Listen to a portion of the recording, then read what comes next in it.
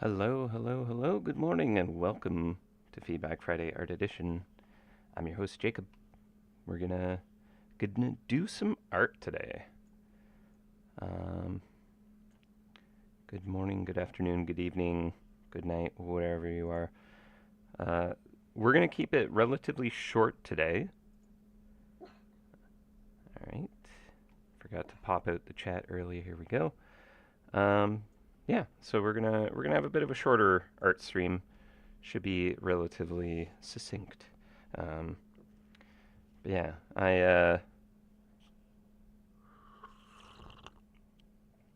how short? Short enough to do a single simple item and wrap with that.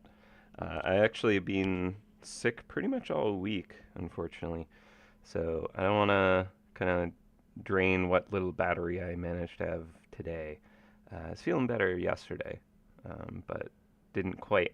I wasn't 100%. I'm like nearly 100%, but I'm still kind of in recovery mode, so I'm not gonna, you know, push myself with doing a long stream. But also today I have a very simple kind of task, anyways, so it shouldn't be a lot of work. My computer has done a really weird thing yesterday where it decided to just kind of like go black and then all the monitors mixed themselves up. So apparently I didn't kind of like use my stylus since that happened last night.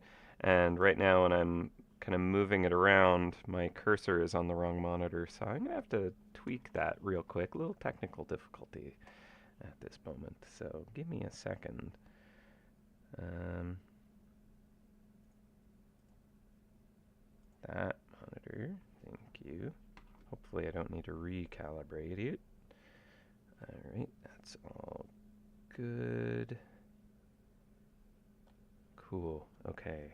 Um, Seems fine. Sorry, just sorting out some stuff real quick. Save that. Yes. All right, cool. Okay, so basically today we're going to be creating a new winter gift box.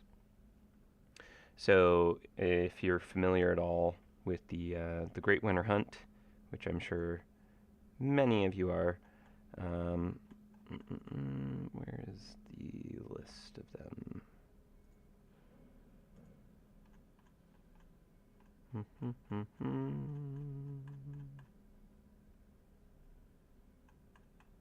There, there. Okay, so basically during the Great Winter Hunt, you get these pretty regularly. Uh, this little blue one is basically for up to kind of Grandmaster. Um, the Knight for the green, Lord Lady for the red, Baron Baroness for the purple, and just everybody above that for this orange one. And you can kind of smash, like this one down into that one, and you get like, goodies relative to the ranks and areas that kind of like are hunted in those areas. It kind of varies. But this year we want to introduce a new tier, and this is going to be done a little bit differently. But I'm not going to like necessarily go into any details too much, just because this might change. Right now, the one that we're going to do is kind of designed for um, viceroys. Okay, actually, sorry, I kind of maybe didn't explain the ranks quite right. So I think you have to be a novice. It's between novice and grandmaster for that one, legendary and knight. But yeah, so you need to be at least a count for the orange one is actually what it is. Um, yeah, yeah, yeah. Okay. So at any rate, they're kind of based on your rank. So I can't confirm that this is exactly how it's going to work, but I think that the next tier is not guaranteed to drop. For the most part, you'll get, like if you're a Viceroy and up, you'll get the orange. But I think that what we're thinking of trying, and this might not happen the way we're discussing it, so don't hold your breath on this. The concept is instead of having like tons of these enter your inventory, meaning we can't put anything too interesting and juicy in it because then it'd just be too much influx of like really good resources. One idea we might try is that most of the time you'll get the orange and you can kind of like, you know, get whatever goodies are inside, smash that down, get whatever goodies you want. Um, but sometimes you'll get whatever version we draw today. Um, and that could have some nice stuff in it. And because it's not as kind of common, we can actually put in some juicier goodies. So that's an idea we might try. No guarantees, so don't be like, oh, it's gonna be this exactly, because until it's basically released, and we haven't even done Halloween yet. So this is Great Winter Hunt. We're working into the future, so keep that in mind. The calibration is not awesome on this right now. I do need to calibrate this. Boo. Haven't had to do this in a while, so hopefully it'll be quick. But yeah, basically,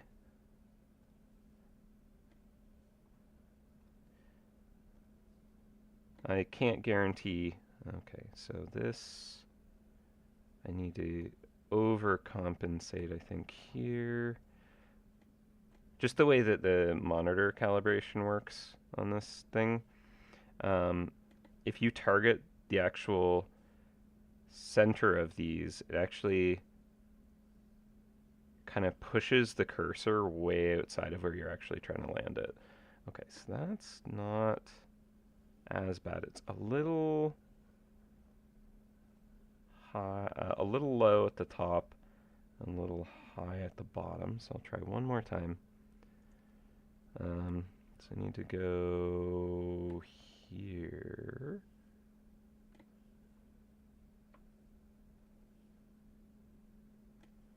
Hopefully. Okay. That's, nope, that's a little worse. Might have gone the other way. Okay, try that.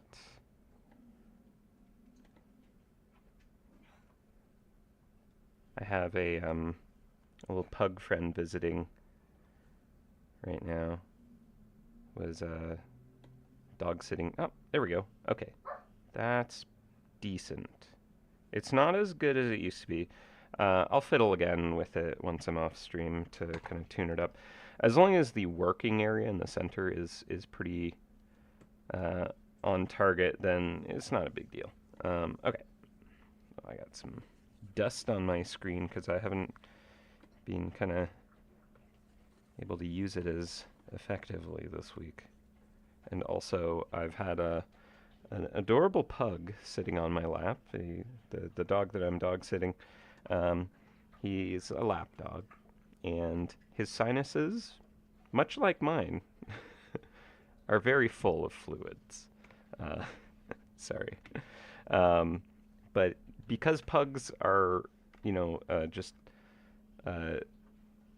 humanity's kind of monster that we created, the genetic nightmare that they are, beautiful monsters. I love them. They're very funny. But they are not very good in terms of design. Their crushed faces are not very good at, their airways are troubled. So he sits on my lap and he's just constantly like shotgun blasting my monitors with, his face juices.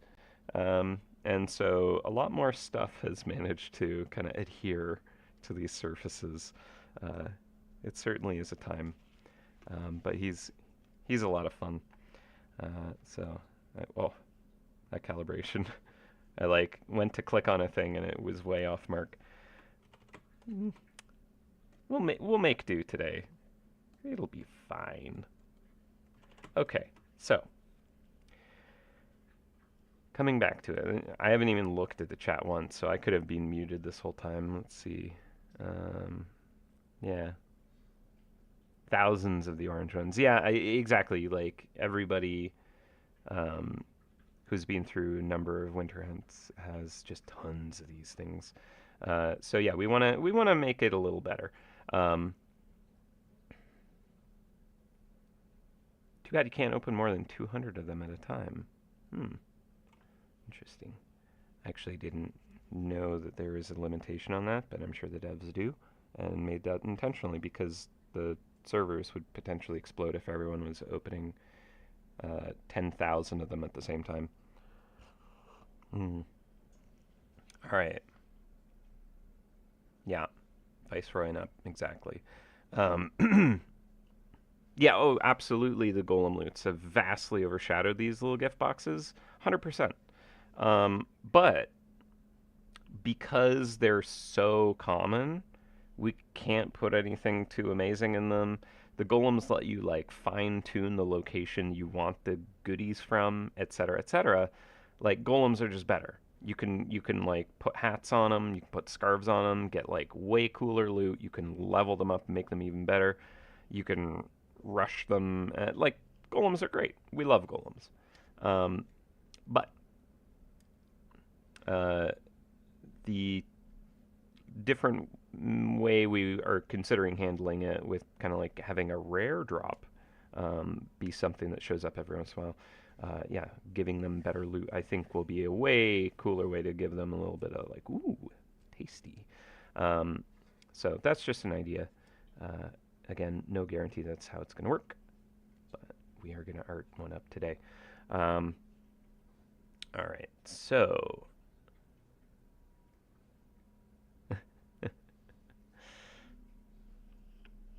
unwrap your orange winter gift box and find dog snot.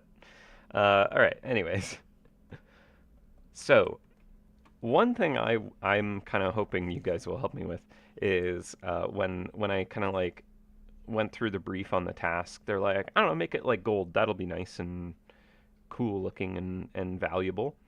And I was like, yeah, cool, sounds good. And then I kind of, this morning came to the realization that gold and this metallic orange kind of similar.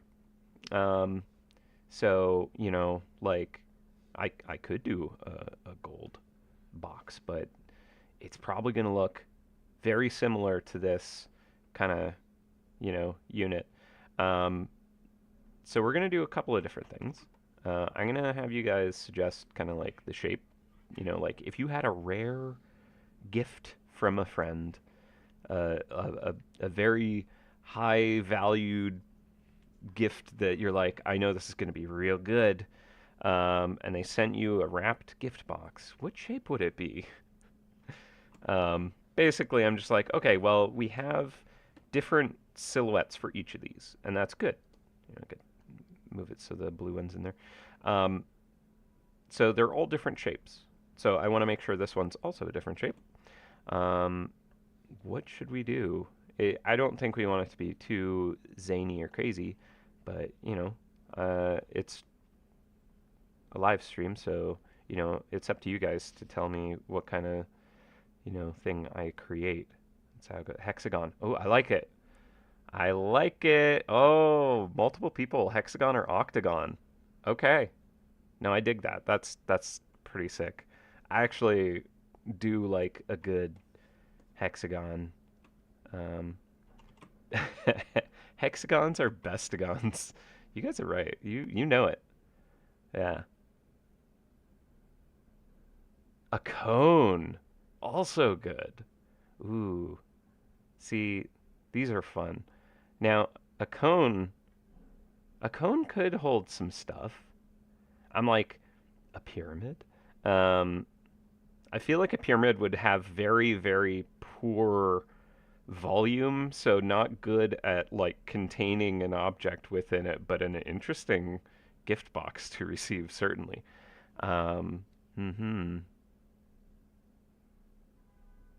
A snowball as a gift box is just like, here, I wrapped this in cold water.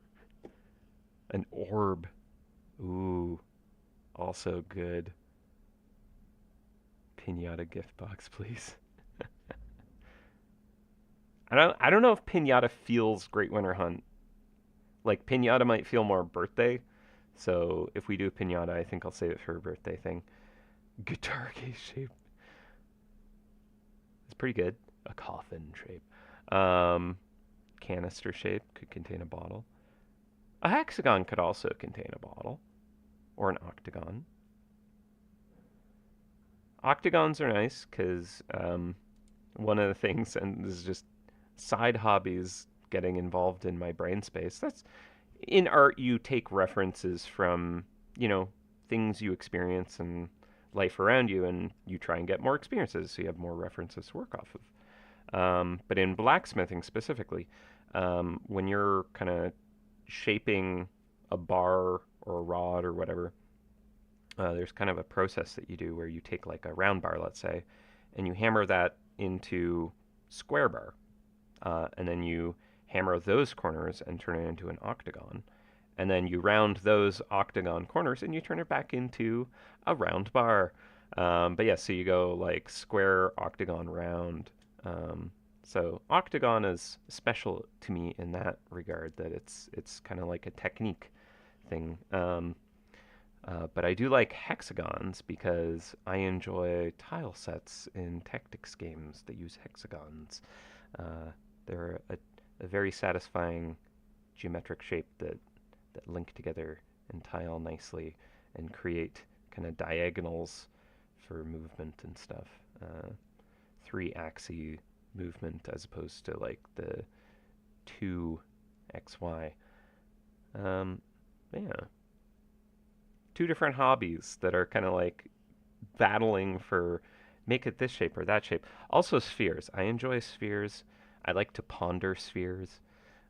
So also, and okay, so one thing I'll say against spheres, specifically in the context of, you know, a wrapped gift in MouseHunt, is spheres kind of imply, hey, there's a charm inside because most spherical objects in MouseHunt are charms. So they kind of contain that language. So I think, even though I love the idea of like, here's this super awesome gift that's wrapped and it's a sphere, so it's extra weird and fun. I think on that context alone, I'm gonna knock that one off. Uh, Cone is cool. Haven't done cone, I don't think. And pyramid is also kind of interesting. But yeah, I'm thinking a hexagon is what I'm leaning towards. Just because it's more obviously a, you know, unique shape than an octagon, I guess. Maybe, I don't know. Uh,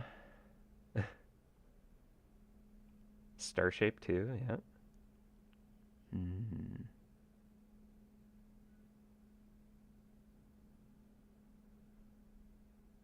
A septagon. Mm. A Yuletide log shape.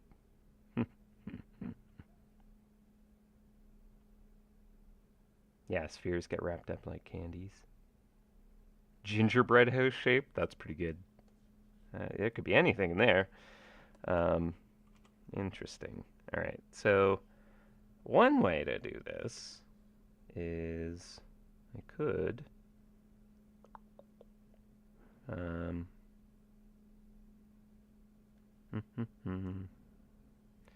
pop number of corners 6.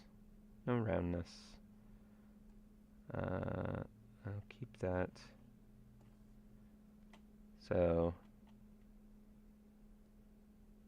start with that. This is just to kind of,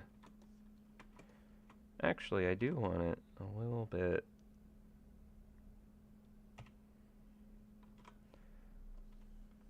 Okay, and then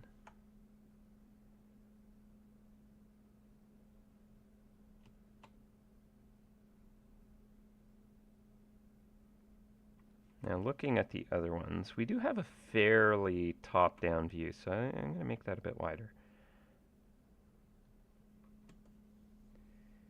Let's see, so if we do 100% there, and then take that down to 62, not keep aspect ratio. This is actually the ratio I like to use in like when I do game jam prototyping, etc., of hex grids, when I just kind of like mock up game ideas.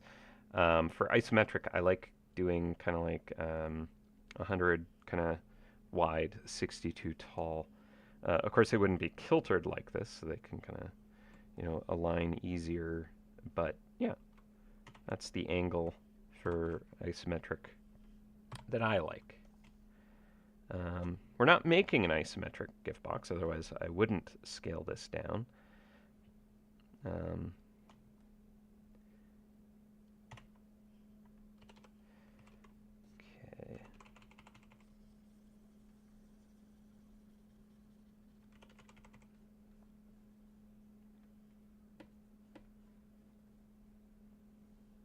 Yeah, if it was isometric, I wouldn't add the kind of perspective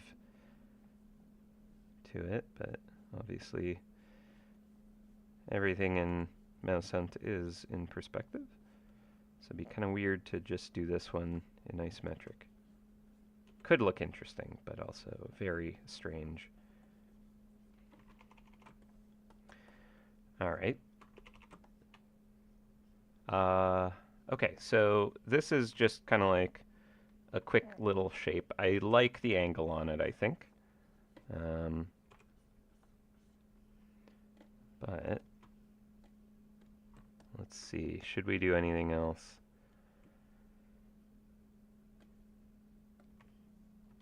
To the shape.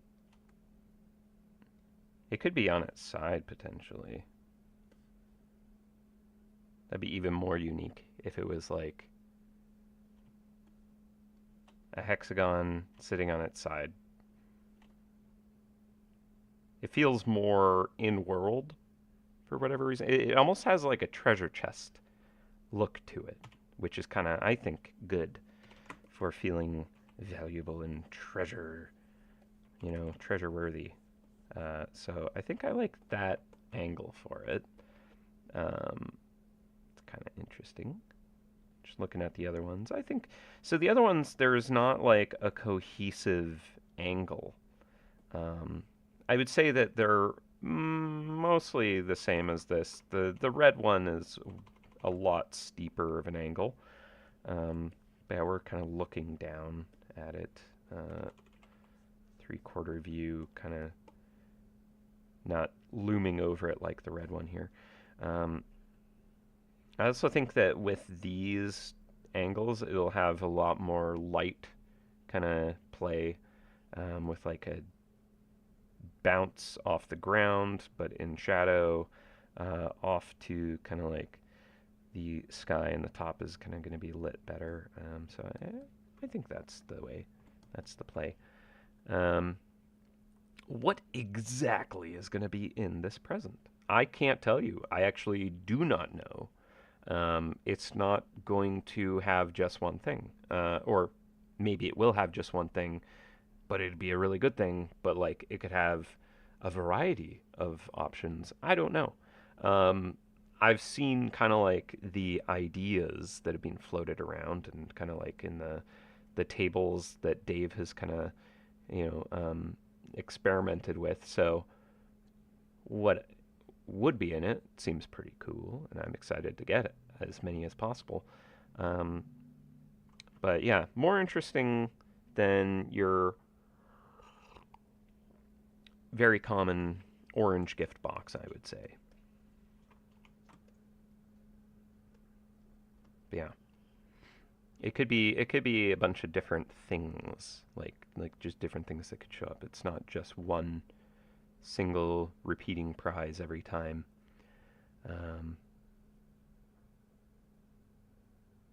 Mm-hmm. Oh yeah, you'll probably get like like 3 mythical dragon ribs in it, and um, uh, yeah, Calorignus's tooth, Fulmina's heart. Yeah, yeah, yeah, yeah. Exactly those. Yeah, definitely. Uh, okay, so um, what color? What color should we do this in? So I kind of think that here's my thinking on it. Give me a second. There it is. Just had to grab this screen grab real quick. So I'm kind of thinking the idea is this would be for Viceroy and up. So, like, what if we did some Viceroy vibes to it? Use that shield. Uh, I think that could look cool. Now, someone mentioned, like, oh, Viceroy shield is purple, and we have a purple gift box.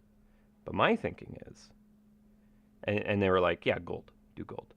And I'm like, well, everybody that's Viceroy is getting this one, which looks very gold, and they're not getting this one, right? Because they're above that rank that drops this, like Baron or Count or whatever it is. Um, they're getting this one. Sure, they can smash this into this, but if we go for, you know, something, put that up here. Actually, I'll move that here. If we go for something like this, you know, I think that looks cool. Well, I'll move it beside these so I can have more context. Um, you know, I think that these are very distinct from each other. Like, I could make this, you know, more gold looking, I guess. But yeah, I don't know. I think this would make sense to me if we do something with that kind of, you know, look. Now, to be fair, the other gift boxes aren't really kind of tied to their rank at all. Like the novice wouldn't like the. Sorry, wrong view. I was like trying to move my screen around in my in OBS. Anyways, sorry. The novice one is like a blue, not just like gray or white or whatever. Yeah, like these aren't really kind of like connected to the actual shields. So if we did this, it'd be a little more kind of like a new trend, but I don't know. Something that would be cooler than the already kind of gold wrapped looking orange box.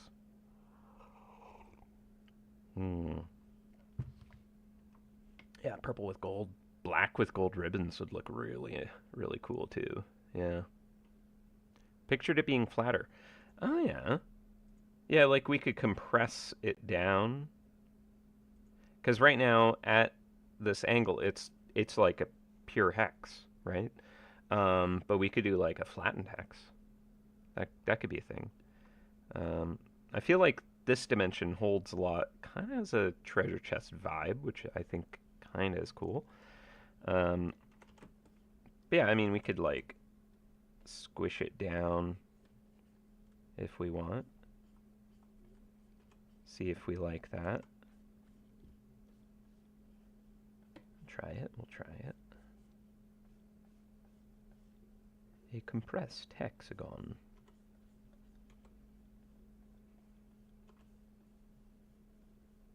A compressed-agon.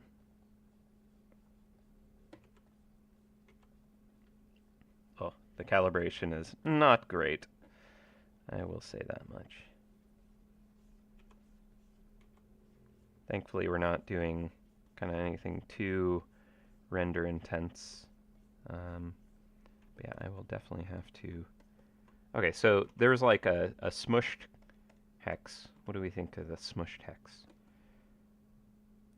Kind of, you know, standard hexagon, smushed hexagon. Smushed is kind of interesting. Again, we're looking for a unique kind of silhouette for this gift box, right? And this definitely feels very unique. It feels less treasure chest, which actually maybe is a good thing. Like the smushed. Okay, interesting. Smush looks even more chest-like. Oh, we got... Okay. All right, let's see. Okay. We got one for liking the smush, one for standard, so those cancel each other out. And then someone saying smush looks even more chest-like versus me being like, it looks less chest-like. So it's all canceled out. Nothing is in any direction at all right now. So I think I do like the smush though. Vertical smush. Okay. Well, you know what? Let's try it. So let's draw a line between those two.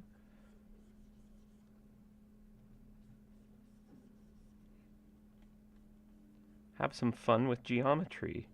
This feels like it would be like, all right, so the fragile gift I sent you, just make sure you lean it up against something when you have it under the tree. You know, you don't want it to fall over because it's not necessarily well balanced.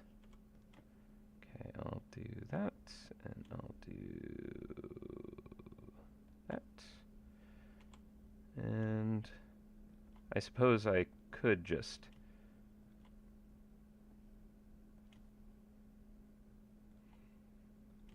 draw straight lines to create this. That might make sense.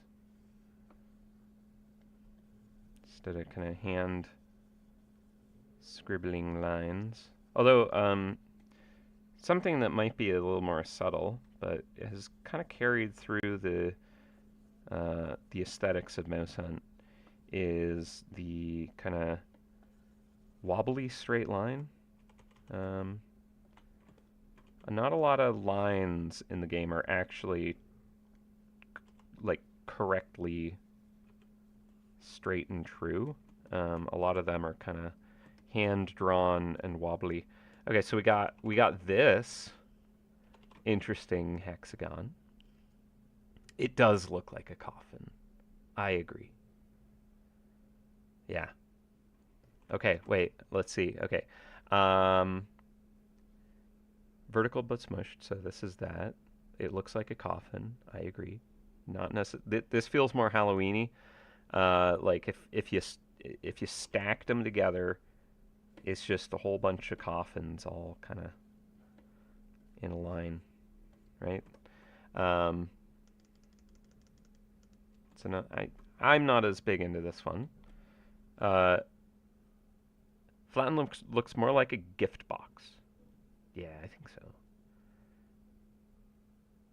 A vertical, I mean standing on the hex. Oh, okay.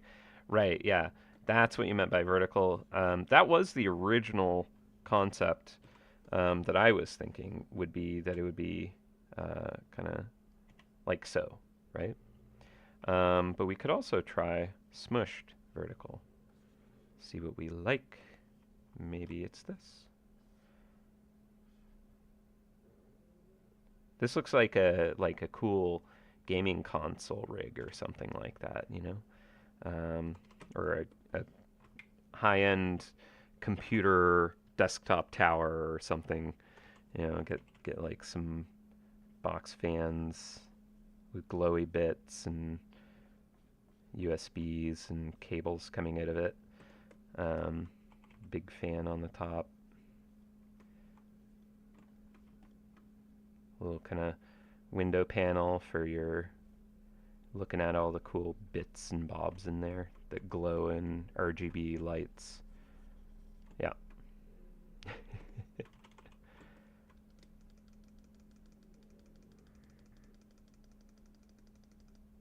Boop. All right, let's see. Ugh. I haven't started a... Oh, I do have a time lapse going. Okay, that's fine. Oh, gaming RGB colors. Black with RGB ribbons. Like, it could look cool, but it'd also look extremely high tech and like you'd expect there to be crazy high tech gizmos and stuff inside. Um, and who knows? Maybe we'll do like a cool like uh, techno punk kind of area in the future where there is RGB, you know, water cooled mice or whatever. Good times. And I feel like that aesthetic, it's fine there. For the Great Winter Hunt and the contents found within, I'm not sure Cool Gaming Bro RGB is the look, but fun idea. Uh, Wait, that's just Draconic Depths colors. You might be right. Yeah. And there is a lot of glowing too. Um, Deep, dark, dank tunnels with glowing red, green, and blue. Hmm. You're right, it is very Draconic Depths. But only if it's like, instead of black, it's like charred and, like cooled off magma with like glowing cracks between it or something, which would look super dope. But again, I want this to feel like it is wrapped in paper that you tear off to discover what's inside. Um, so I like this one. I'm leaning towards this kind of design. Um, Now we can have a lot of fun with kind of like the colors, with the actual patternation um, on the paper. Actually, I'm going to steal this back to this group.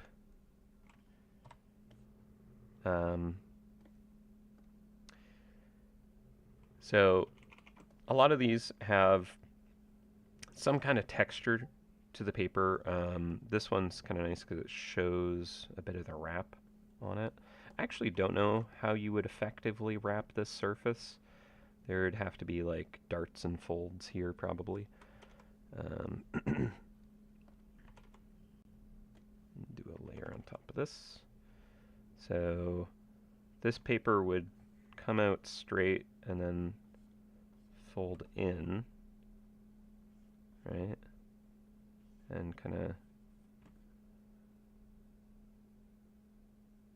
well, no, it wouldn't necessarily. Okay, so if you had it extended further out, and this folded in, you'd kind of have that sort of a dart coming off of it. You'd need to overlap here. Is that?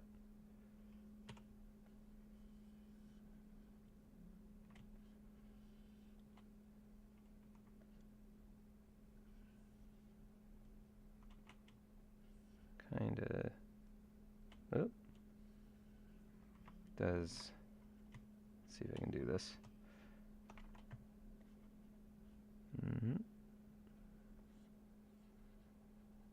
No, it's not working at all. All right. Maybe that. Okay, at any rate. No, that's. All right. Can't quite do that. That folds like that.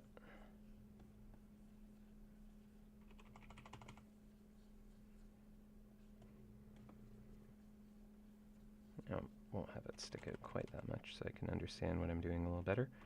And then this would want to fold inwards, and these would need to kind of dart out over each other. Okay, that's what I thought.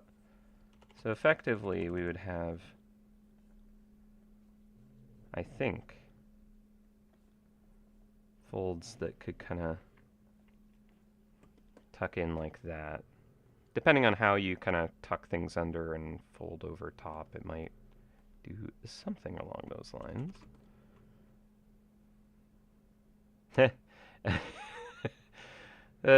The hexagon box design somewhat reminds me of food takeaway box or lunchbox now. Yeah, it definitely does. Yeah, like, got a nice tasty, sandwich in here. So maybe not as cool and exciting as we once thought.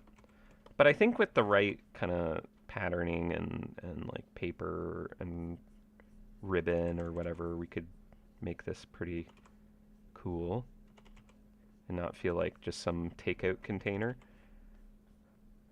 right? This is still cool. This is the most epic kind of like gift wrapped box you've ever received, right? It might have a cold burger in it, but I mean to be fair, maybe there's like cheese in it. And so a, a takeout container could make sense. Someone tipped over their fries. Uh-oh. Okay. It will look very different with ribbons. I agree. So like we could do how do we want to I kind of like what the purple is doing. It's kind of like a cool just someone took extra time to weave ribbons. It's kind of interesting. So we get like a ribbon right down the center line, let's say. But like, would we want to have like a ribbon? Maybe I should do another layer for ribbons. Yeah, probably. Just because we're going to do some experimenting, I think. So we get like a ribbon.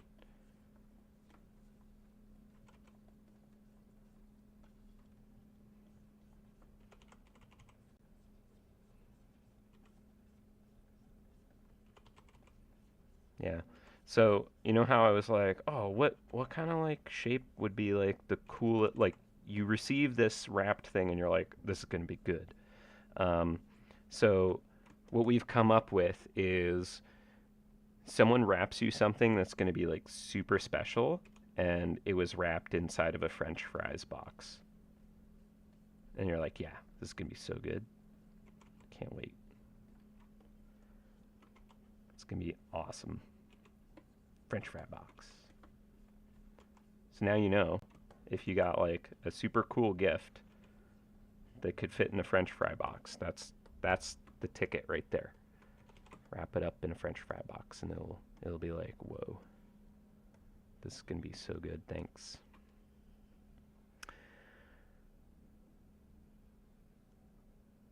Oh, a horizontal hexagon gem-shaped wrapping box? Okay. All right, so we've elevated it. Let's see if we can do this. So I'm going to do another layer. So basically, we're taking a flat, sliced kind of perpendicular. And so we got these points, right? Now let's take these nodes here and kind of stretch these out. And that'll kind of give us a gem cut. A McDonald's wrapping paper. Yep. That's exactly what the super rare kind of cool gift box that you get is just like fast food. You're welcome.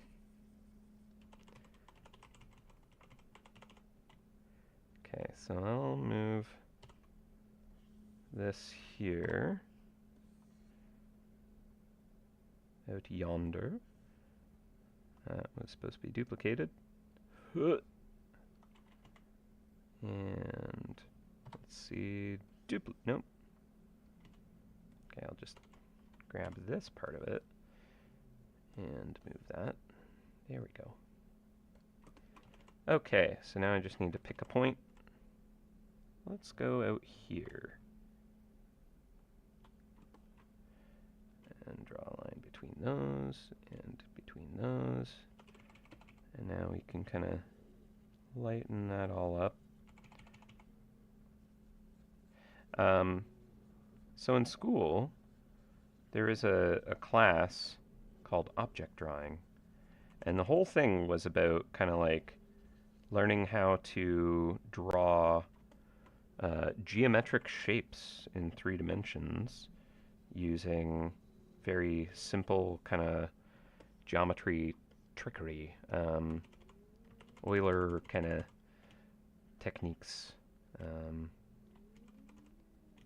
so this is kind of taking me back to those object drawing days. So this is definitely an elevated gift box. Now I feel like we're getting into the very clunky sci-fi shuttlecraft territory, and I dig it. I'm into it. So let's keep going with this. We're just gonna like strap some engines to this next, and you know, all right. Oh, little dog, little Justin the pug, got a little whiny. You're sitting in your tiny dog bed, which is also a pug face. It's very cute. Little donut bed under my desk. But you probably want to be on my lap. Charlie just jumped up onto my lap and then he started whining, so. But he's not moving to get on the lap. I would let him up if he attempted. He was on it earlier today, doing his thing. It's not blasting my screen. Good little man. Alright. Yeah. Definitely got some good kind of 90s shuttlecraft. I like it. I like it. Alright. Question is, would we get the shape visible on the far side? Maybe just barely. Now, now we're in hamburger takeout box territory. Here I was like, oh, this is gonna like take it up to a whole a whole other dimension by adding more fractal angles. But no, we've gone from French fries to hamburger. What have I done? I'm sorry if anyone is like, it's around dinner time and you don't have any food ready yet and you're kind of like, what do I have a hankering for? Make it flat surface at the sides. Oh yes, a crystal. You know what? I was like excited about the direction that it was going in. I'm like, ooh, gem-like. That's really cool. And then it turned into a hamburger takeout box, but I think you saved it by lopping off these corners. I think we may have taken it to the correct shape. Now, I've hosted a lot of Feedback Friday art editions. Been doing it for a few years now. And I love it when I get audience interaction and direction. And what's really fascinating to me is this might actually be one of the more kind of like directed, involved streams I've done in a while. where there's a lot of good kind of like direction and we're just kind of like adding facets to, you know, a simple shape. I don't know if this speaks more about, you know, who I am, or who you are. But yeah, here we go.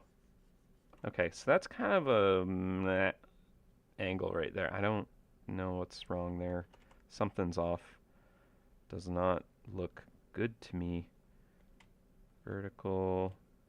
Vertical. Well, that needs to drop down, I think.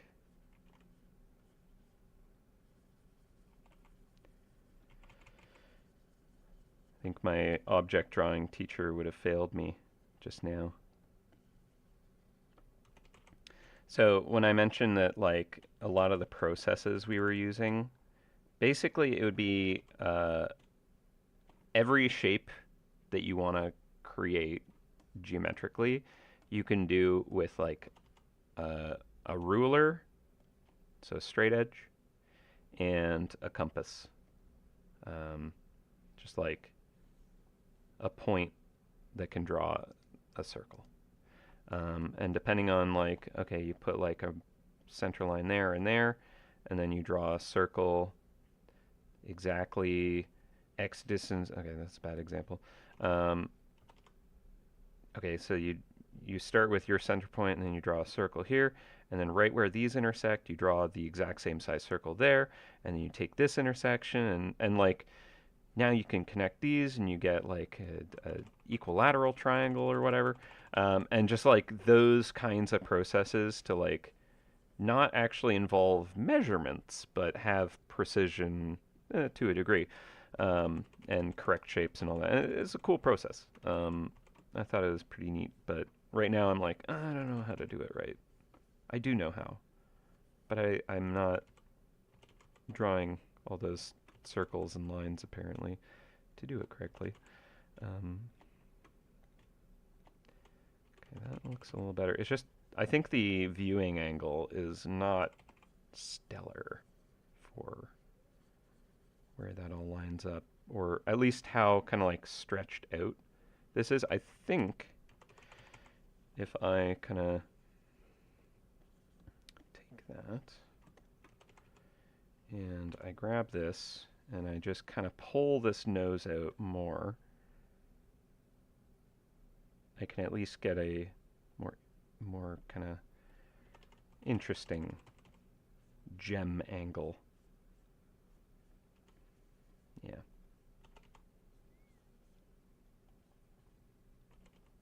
Okay, I think that'll look better.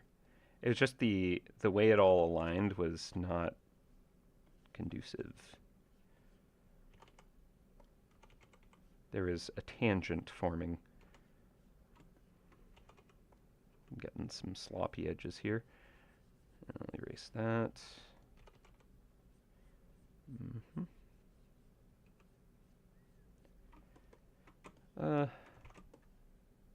Yeah, I think it's too far over, maybe?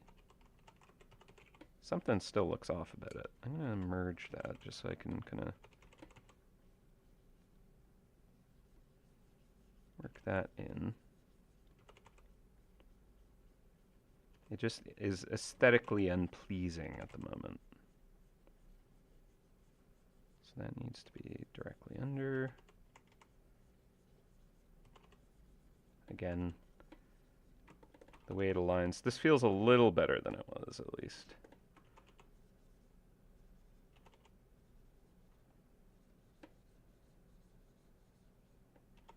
Okay, I think maybe it did benefit from being inward more.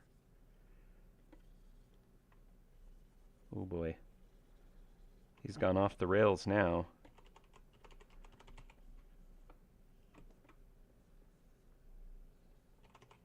I'm in destructive territory where I have kind of merged layers and not made duplicates, and now we're kind of freehand figuring out all these kind of nodes to work off of. I think that needs to go here.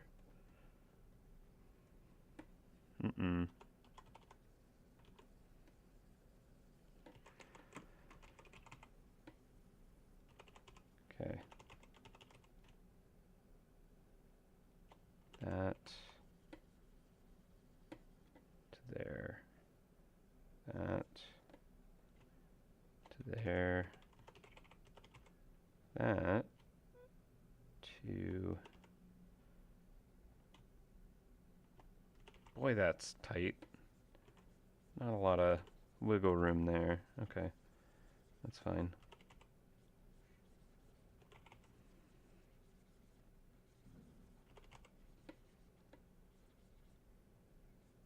As long as I get like just a sliver of an edge here, I'll be content.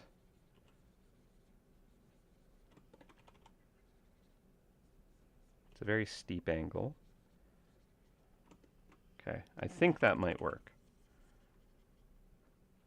gonna have to do some flipping to like see how much my 3D brain screams at me. This does not seem steep enough now. Oh yeah, these angles should match. Right? Those angles there, those should be matched. Okay, so it might be unbalanced. Yeah, so I like this gem shape the most. Okay, so that matches that. Cool. Cool, cool. All right. I think we might have stuck the landing. Now, part of the issue is probably because I am freehanding a lot of the lines. And as I mentioned, that means that they're not always super straight and awesome. But that's just part of the aesthetic of MouseHunt. Okay, cool. So gem-like. I like it. This will just have like a very steep hint of that face there. I think that's all we need to suggest that it is a symmetrical design. Awesome. Okay, cool. So that feels now, finally, it's not a French fry gift box. It's not a hamburger gift box. It is a gemstone gift box. But it could have takeout in it. And that's the important thing. All right, what is chat correcting me on? Let's see.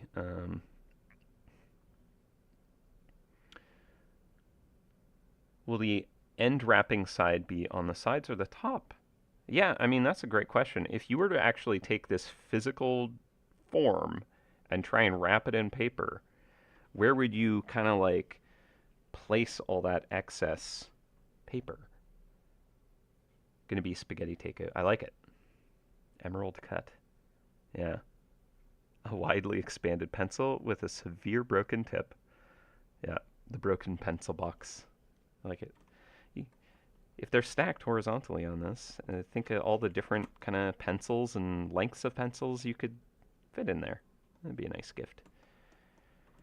Okay. So let's do a little flipperoo this way. Now we're looking at a kind of spaceship hangar bay. Okay, so something that I'm detecting from this now is that I kind of want to lower that or raise that. Just to, it feels a little bit off center.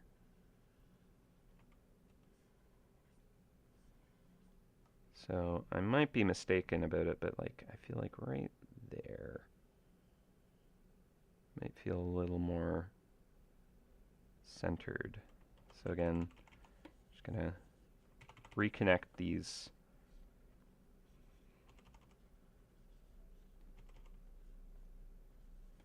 It might look just more visually balanced if it's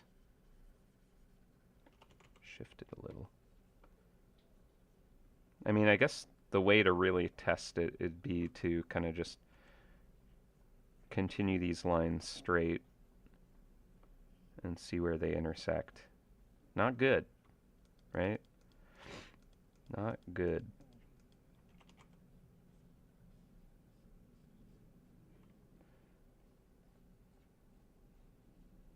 Okay, that was probably just because I drew these. Yeah, you know what? Where it was probably more accurate. Although, again, I would have failed object drawing class from these methods. So this should be parallel with that. So that should be kind of more like yay.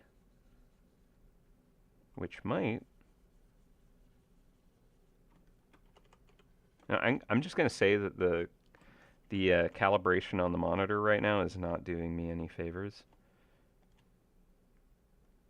Just going to point that out. Yeah, so if I do that there, That might look better. Also, yeah, that if these are parallel, God help us. Yeah, the calibration on the monitor is actually not helping. It's severely off from where I'm used to, even near the center of the screen. So that's going to take a little while to kind of like find the perfect alignment, though. So I'm not going to do that to you. Okay, so that should be about there. And about there. Okay, that one's not so bad. Alright. I like how I'm like, this is gonna be super short. We're gonna draw a simple box shape, a simple squished sphere, a rectangle of color and foil, ribbon, whatever we want. But it'll be real simple, real quick. And then that'll be that. And we are at an hour in, and we've managed to kind of create a weird sci-fi power source. I like it. Okay. So, this is the orientation that the box is going to be in. I think that's a good one. Although we could flip it, because right now, again, it kind of has a treasure chest dimension to it. The kind of box-like form with somewhat kind of that curvature in that orientation, it's a little top-down versus kind of from the side, a little bit more from the side. Quite a bit more from the side, actually, is the treasure chest. But right now, it kind of has a treasure chest feel. I think I'm actually, that's not the button. I'm going to flip it to be this way, just so that it's defying the treasure chest trope. Whatever. It's just kind of like avoiding stepping into that language, visual language, more than it needs to. Sorry about sniffles, by the way. I've been trying to avoid doing that to you all, but that's going to be happening a little bit. It's a good thing I wasn't streaming like yesterday. It was quite a bit worse. And a lot of like sneezing and stuff. Seasonal kind of shifts. There's something going around. A lot of people have gotten kind of head colds and all that, so I managed to partake in that fun. Tested negative for corona, and I haven't gotten like fever or anything like that, so thankfully not that. And I'm sure it would have kicked my butt a lot more. But yeah, the past few days I haven't been able to kind of like, well, I took sick days obviously because that's what one should do if they are able when they are ill. But yeah, I was trying to work yesterday and I just could not stay focused. Like I felt so much better. I'm like, yeah, I'm fine to work. And then like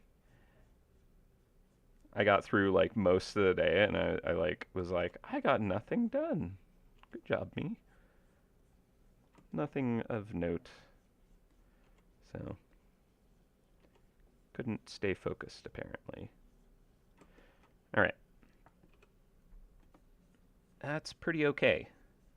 Ooh, not at all work related, but actually just before stream started, I got a fun delivery. So, as you probably know, I have lots of crafty hobbies, and I mentioned already, one of them is blacksmithing, but I also do a lot of leatherworking, and I'm going to combine those fun things together by making a leather blacksmith apron. And I ordered, I found like a really nice deal on an oil tan hide, um, like a full side hide. So quite a lot of leather, oil tanned for like a really nice deal, and got a bunch of tools and materials along with the shipment so I could get free shipping. But I got a call the other day being where they're like, "Hey, we don't have that hide in stock actually. Sorry." Um, and so they decided they were gonna find me another kind of suitable hide. Um, and they ended up sending me one that was like an extra 50% cost if I had bought that one. And they gave it to me for the original deal, and it's a very, very nice uh, oiled leather hide. It's gonna be perfect for the project. So yeah, I'm all excited about that. Also for my hey bud, for my recent adventure, I did a Renaissance fair for the first time. Had a lot of fun with that. Made a simple linen shirt and kind of added a few extra kind of belts and had some nice leather shoes and simple pants and had a friend bestow a an elven tiara that I got to wear all day while eating turkey legs. And it was a lot of fun. But I've wanted to kind of create my Ren Fair character because being there, I was all inspired by other people's costumes, and it looks like a lot of fun. Um, but because I do blacksmithing and archery and axe throwing and all that good stuff, I kind of want to make a character that uses implements that are of those nature.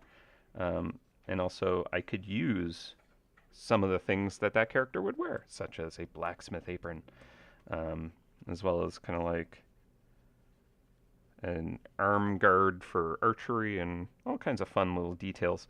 So these are all things that I want to make out of kind of like leather that I've obtained, and I'll use in practical ways in my day-to-day adventures, but also can use as costume pieces. So uh, I just kind of like remembered like, oh yeah, I got that sweet piece of leather, and I got all excited about it. So I wanted to just share that because it's fun.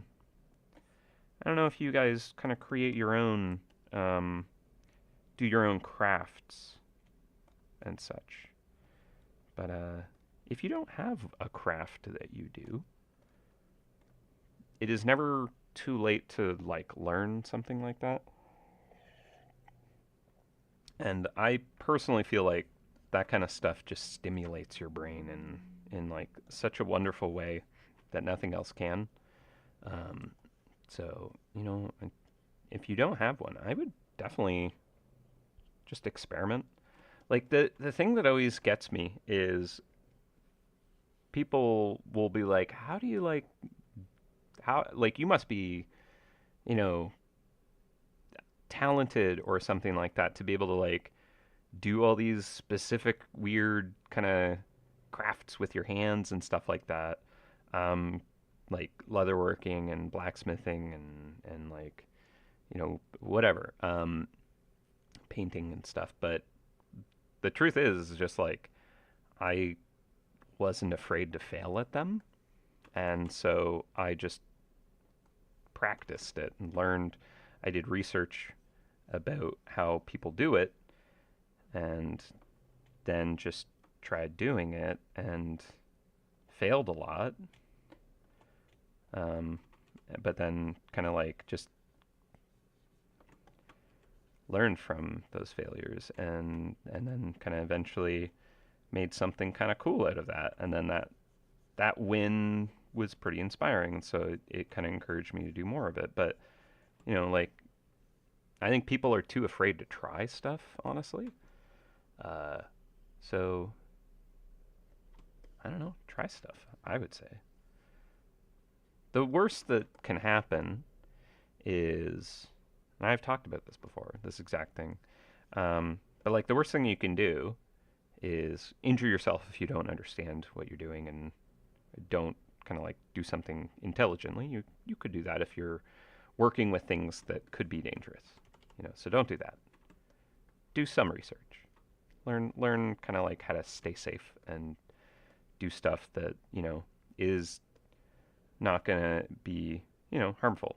Um, but once you know those things, then the next worst thing that you can do is just waste material, you know, make mistakes and kind of just ruin your resources that you have. But um, that's okay. Because, like, the thing is, you fail and you mess it up, you will have learned stuff if you're of the right mindset. Instead of being discouraged, you can be like, okay, well, what went wrong with that? Why did that not work? And try and analyze it and figure it out. And so then that wasted material isn't fully wasted. It like helped you to understand the properties better. And, moving forward from that, you can kind of like use that knowledge and potentially avoid that same issue and mistake. Um, and I think that a great way to do this, and this is what I do, I have, so, everybody has their bank accounts and stuff. What I've done is I've opened a, uh, an extra kind of like savings account or whatever. And every week it just like I put in like I have it auto deposit like $10 or $20 or whatever. I don't remember what amount, but not a lot. You like skip on getting like a, a takeout lunch and make your own or whatever once a week, and you kind of like you know put aside that money that you would have otherwise to do this really engaging thing that stimulates you and feeds your soul, if you will. But yeah, basically, I have an account set aside that just kind of slowly trickles up, and once in a blue moon, I like look at that and I realize, oh, there's like a, an okay chunk of change there. In which case, I can now more comfortably justify buying half of a cow's worth of leather, or some tools, or like take a workshop, do a night class or something on this thing. Um, and if you kind of give yourself an allowance to just kind of like do this thing, buy some yarn, buy some like crochet needles, um, get some, you know, water-based oil paints and an easel, whatever you want to try. Even just getting some like paracord to learn some knots and stuff. Like that kind of stuff is fun. But yeah, you set aside like a little kind of like personal, you know, soul feeding account, and then it just trickles up. And before you know it, you can kind of like justify to yourself, like, okay, I can get stuff to waste. And by waste, I mean experiment and like learn things. And before you know it, you might find you have like a really just kind of satisfying side gig you never would have expected to have, and just have fun with it. But yeah, I know a lot of people are like scared to start it and they don't know how. So that's my encouragement, is try that. Like give yourself a way to, you know, succeed at doing that for yourself, that there is no fail condition in that sense. Um, yeah, exactly. There you go. That's exactly it. Eileen knows exactly it. Yeah. Hi, Eileen. But yeah, yeah. The little account for just kind of like you're just wanting to kind of like craft, and I mean it doesn't need to be crafting. It could be whatever. But yeah, yarn is such a good one because like honestly, you can be like enjoying your TV shows or whatever you want, that you just kind of like chill out and you're sitting on your couch just kind of having your own time. Um, while you're watching like a show, you can be doing things at the same time. Instead of just kind of like watching a show and like maybe like scrolling through social media or whatever that people do, you can like have like the muscle memory that you've developed to kind of like make something cool. and then you can make gifts and put those in weird kind of crystalline boxes that you send to people. So there you go. That's that's what I apparently wanted to like give you all is go and do that. Make something. Doesn't need to be good, but I think you'll like it. All right, so what do we think of something like that? Do we want the ribbons kind of crossing like that? Maybe there's another ribbon that's kind of like up here and kind of doing the same thing as that.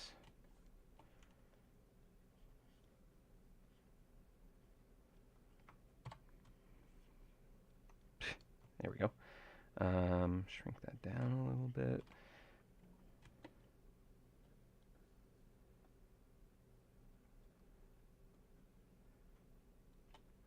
Yeah. So try that. I need to shift it just a hair.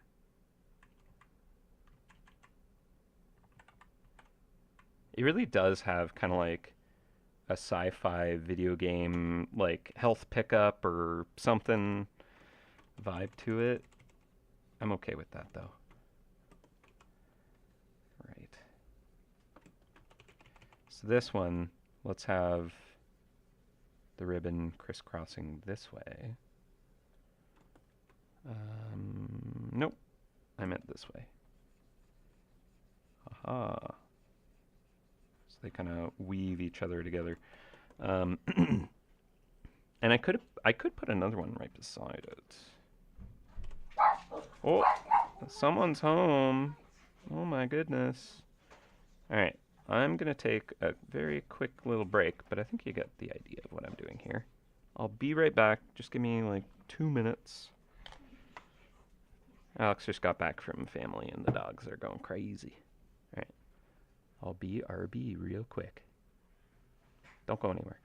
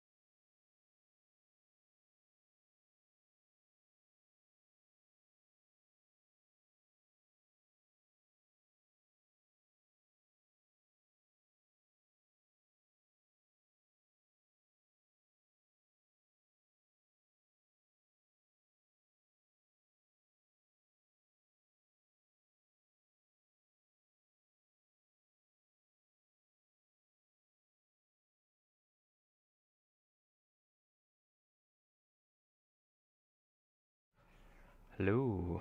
Alright, sorry about that. I'm back. Dogs got very excited. Mm-hmm. Yeah. Had some turkey dinner coming in, other supplies. Dogs are very excited about. Okay, so basically what I'm going to do here is I'm going to copy this ribbon and place that over beside it. And then I think that'll be as much ribbon as we want to fit on this, unless we wanted to do one in the center there, which might look good. A little more symmetrical kind of thing going on. I might have to shift these over actually. There's not necessarily enough room.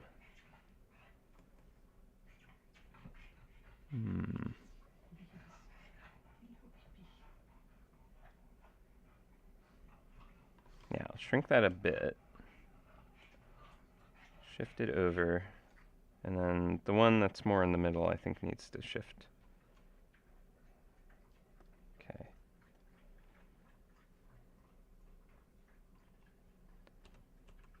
So grab that.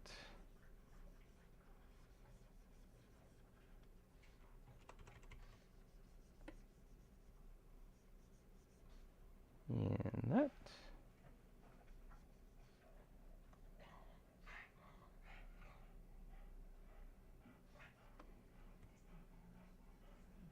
There are better ways to have done all this, but here we are.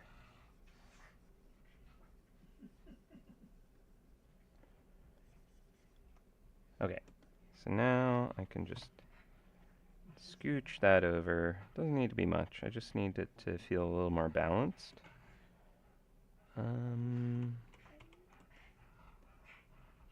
Yeah, that doesn't seem too bad.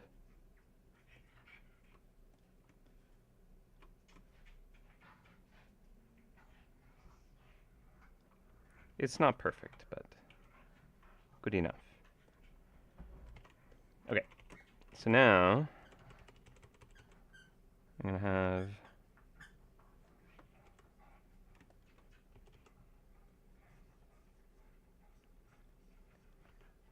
these kind of trade places a bit. So this one I'll have go above, like so, and then this side's going below, and vice versa, right? That side goes below, this side goes above. So they kind of interlock each other.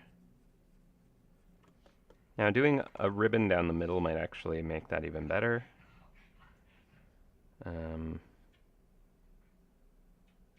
Get a little more of a basket weave formation. The gift box looks mummified now. That's what we all want. I mean, it'll depend on the coloring of the paper and ribbon and all that, right? Okay, I think, actually, maybe I do want to try a third ribbon on this part. Let's do it.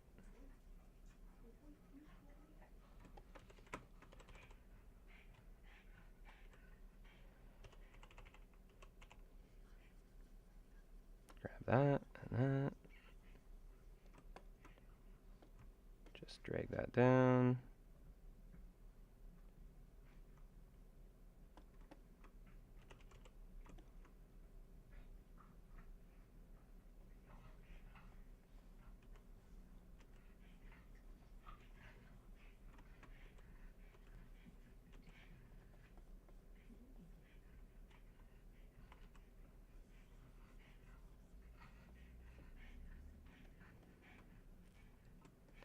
Who would have wrapped the present like this in MouseHunt? That is a good question. That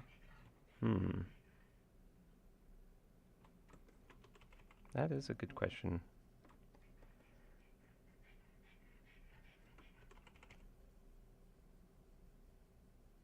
Feel like it could have been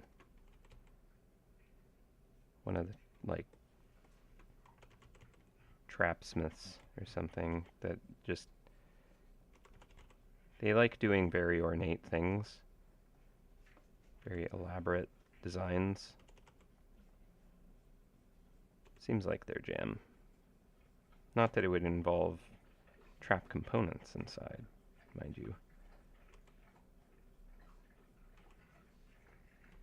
Okay, that angle is more steep. So I think this needs to kind of lean back a lot more. Actually, these should be kind of more, yeah, quite a bit more steep out here anyways.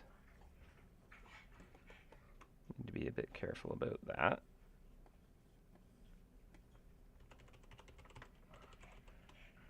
So if this is that angle, here, let's do a new layer here.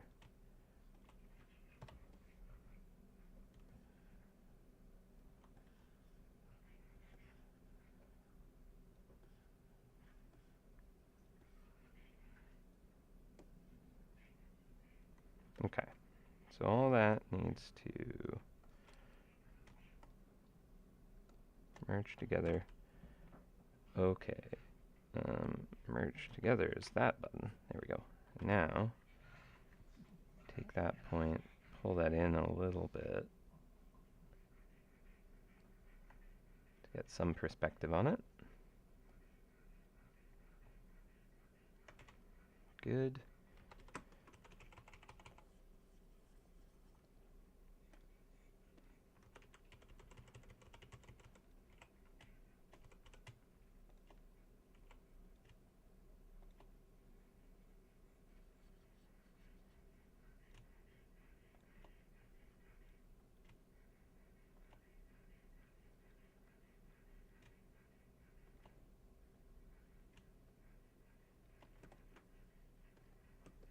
There we go.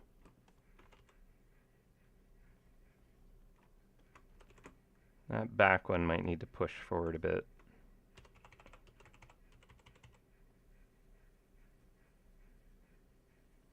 I like how, like, precise I'm trying to do this, but it's all sloppy freehand drawing. Not the ideal way to have done this.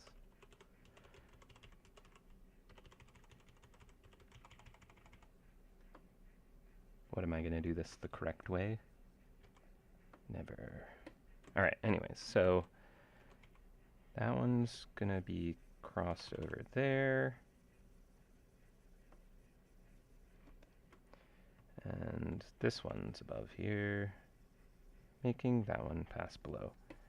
There we go. Now we have more of a kind of weaved ribbon, much like the purple gift box above it. Okay.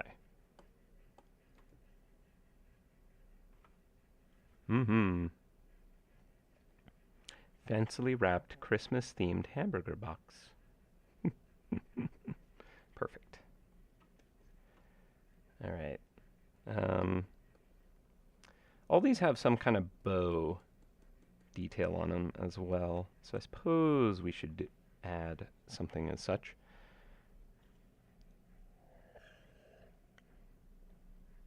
Should it just be like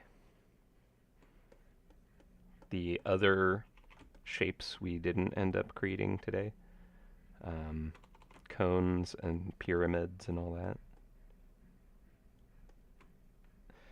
All right, so okay, let's deal with the actual paper first before we add a fun ribbon detail onto it.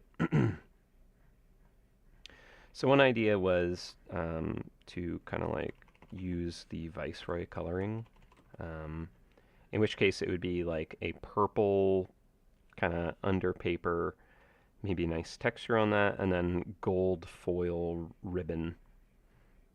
I think that might be nice, so let's try that. So I'm gonna, well, actually I'll leave that at 100%. We're gonna use this folder that is all the sketches and knock the opacity down on the folder itself. And then below that is going to be our actual render. So let's just grab like this purple here, and I could like paint in all these lines, which I am prone to do, or I could do it the easy way and actually get straight edges, which, you know, I probably don't want, but so I do this.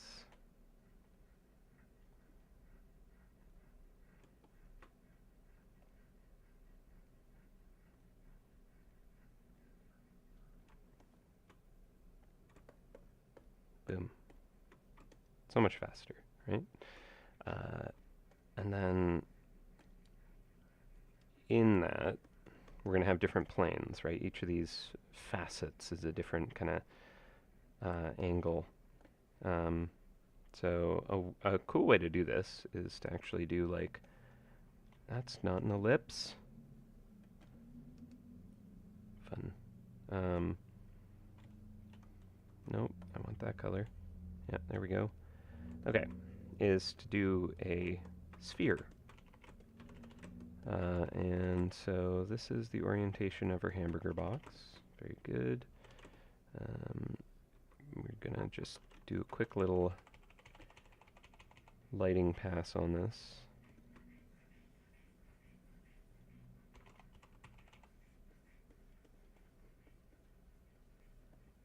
So that was our kind of terminator line. And then we're softening the edges because as the light kind of wraps around that form, less and less photons hit that surface and bounce off towards our eye. And then might create more of a defined shaded edge, actually.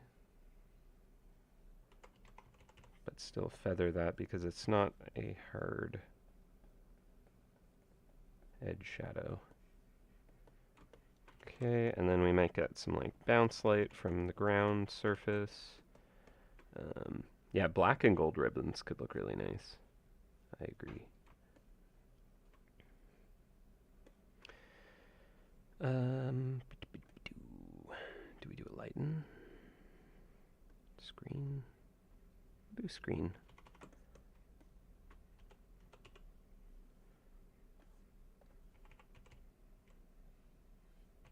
Okay, just kind of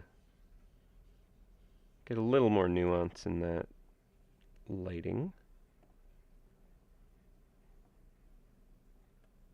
Right? So that's pretty okay. And then we'll try doing maybe the ground plane. Okay, so technically where you actually want to start with a process like this is you kind of figure out what it looks like in shadow, in like no lighting condition, just general atmospheric lighting. So it might be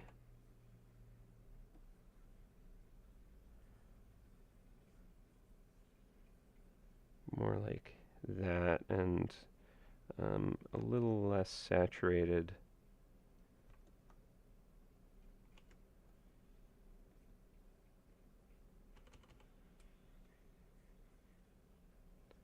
Light on that kind of surface here. Let's say very soft. No hard edges with the with this kind of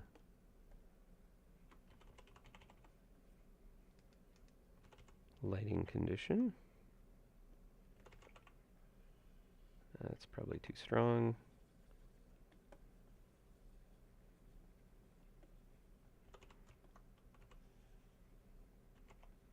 Okay, so this is kind of it in like a neutral atmosphere.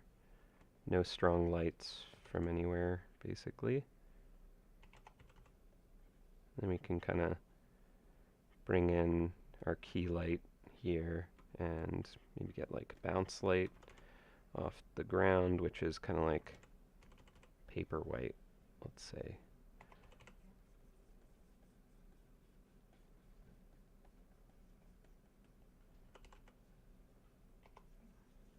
but then that bounce light isn't bouncing its own shadow.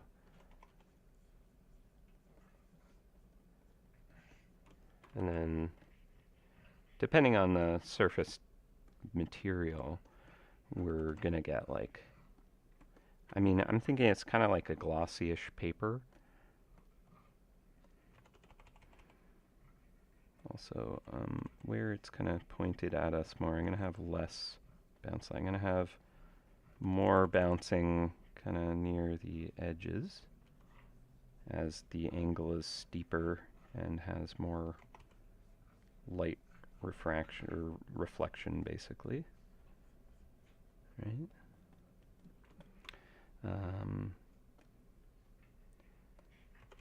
Honestly, same thing here. Maybe we'll get a little bit of sky color in there too.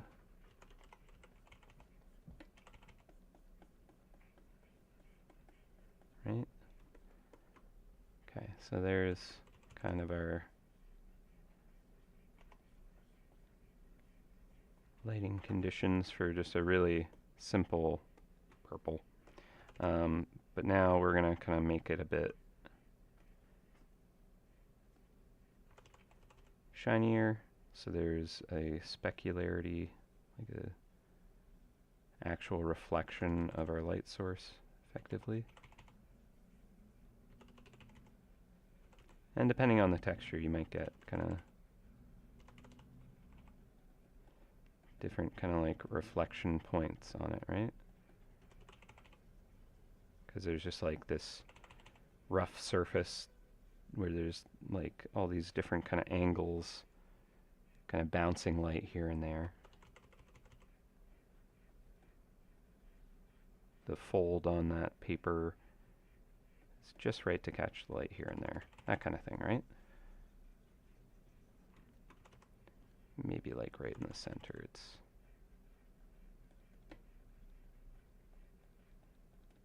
like it all depends on how shiny we want it to feel. But that might be like a nice kind of cool looking papery, but like fancy, you know, glossy paper.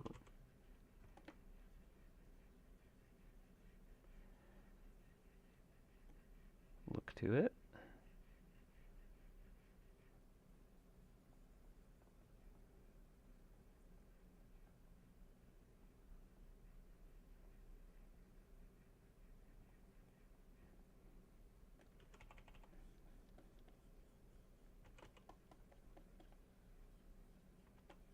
Pull that back quite a bit.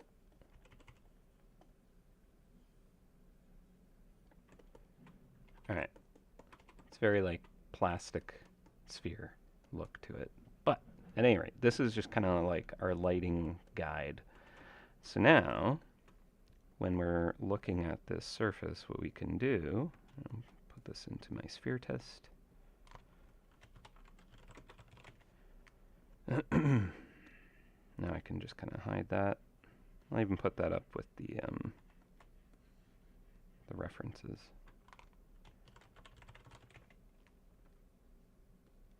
Can put the other GIF boxes in the reference folder too. There we go. So I can just hide that when I need to. Okay, so what was that all about? Well, now I can just look at whatever surface, whatever plane on this object I want, and try and find the matching kind of position on the sphere. And then I'll just kind of block in that plane using that swatch. And as we kind of fill in each of these panels, it'll start to kind of get, you know, that same kind of look to it. So the top surface, probably looking at right around here.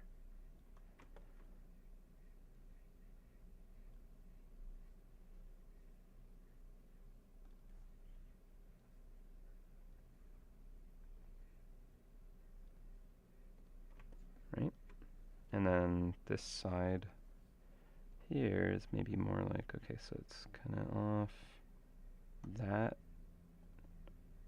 kind of looking angle. Boom. So they're close, but they're different enough. This angle is very much pointing almost directly at us.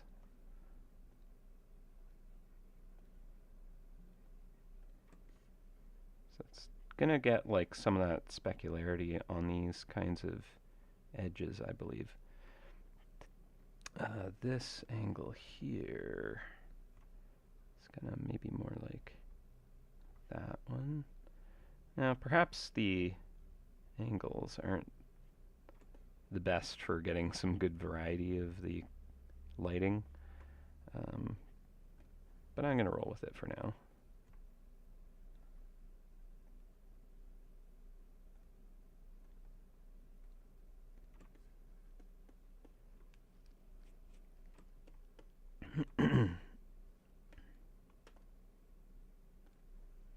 Back here,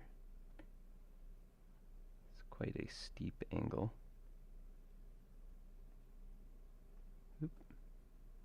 Kind of goes for both of these actually.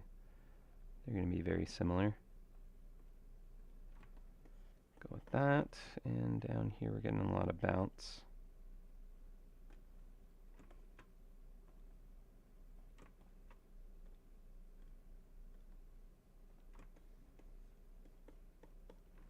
This one,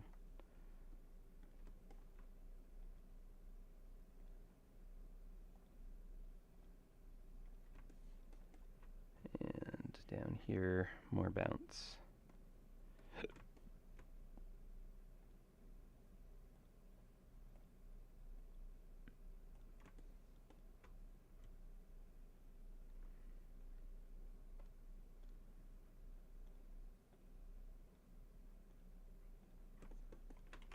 Cool. Alright. Not the coolest looking thing yet. I might kind of push and pull some of these panels to kind of like have a little more exciting coloring going on. So this one here, I think maybe I'll lighten it up a bit.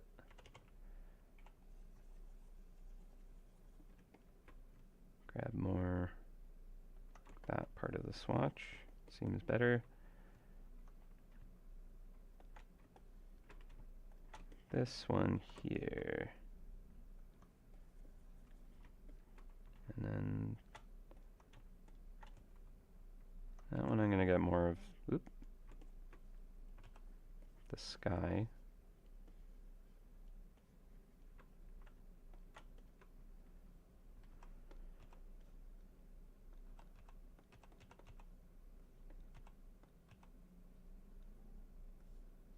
Cool. All right.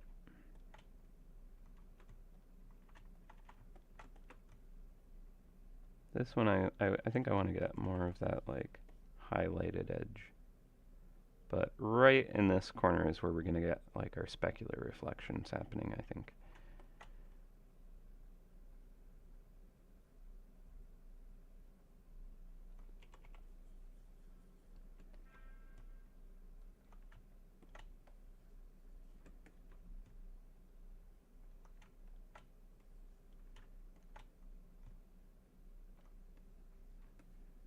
Okay, so I'm going to drop that down just a little bit more. This panel here, I think I want more that like reflected ground plane. Let's get more gray in that. This one I think can get some bounce light and more shadow, so we're really going to desaturate that a fair amount. Maybe not that much. That might be okay.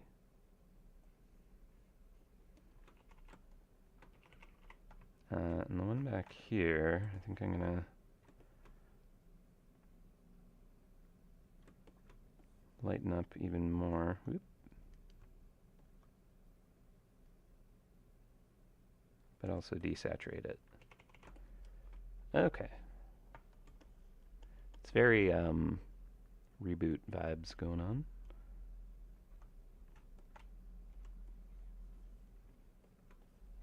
Some solid polys.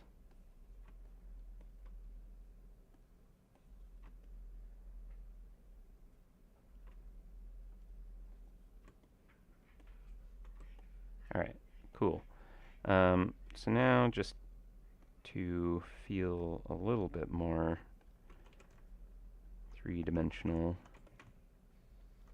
instead of very kind of Phong shaded polygons, we're gonna hide the sketch and bring in our kind of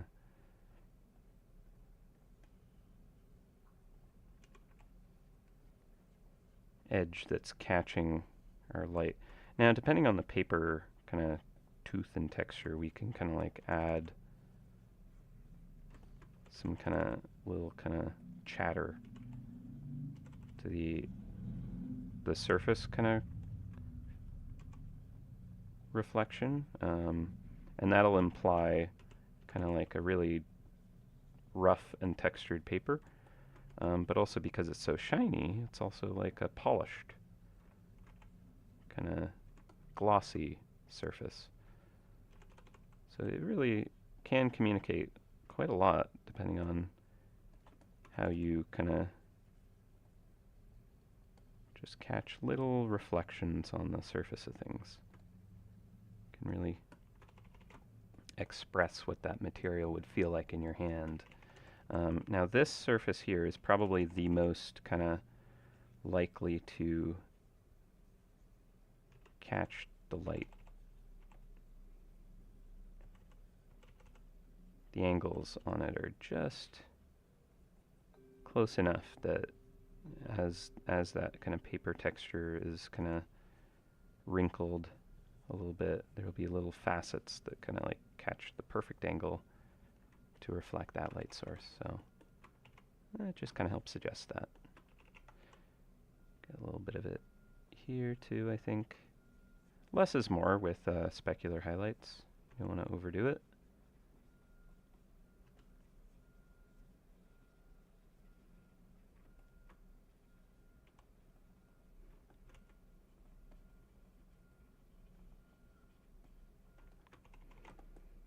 Okay, so that feels a little more interesting and textured. But what we really want to do probably is, what layer is that? Okay. What we probably want to do is also, instead of having like really hard, crisp surfaces here, have a little bit of texture kind of like playing between them. So you get a little bit of the top surface kind of peeking down into that bottom surface, and then vice versa. Just kind of helps suggest what that paper texture is. And also soften that edge so it's not like a super sharp, crisp line, and it's more of a fold where like as that surface transitions, the light kind of has to transition between those two planes. So that just kind of softens that form a bit. And of course, you know, like I'm working in a high res kind of file. High res is relative to what this item is. Really, you're going to be seeing it at like that size, so you probably won't even really get to appreciate any of the details here. But I put them in nonetheless because I think it does still make a difference on it. Overall, I think I'm also going to just apply a texture of some kind. I really like this Kyle Real watercolor brush. And let's just do like something like that. And we'll do like an overlay, or what do we want to try? Vivid light? Not exclusion, that's kind of gross looking. Ooh, glow dodge makes it feel even more gemstone-like. Also, I think I'll flatten that texture depending on what surface it's on, right? I have to duplicate this a few times.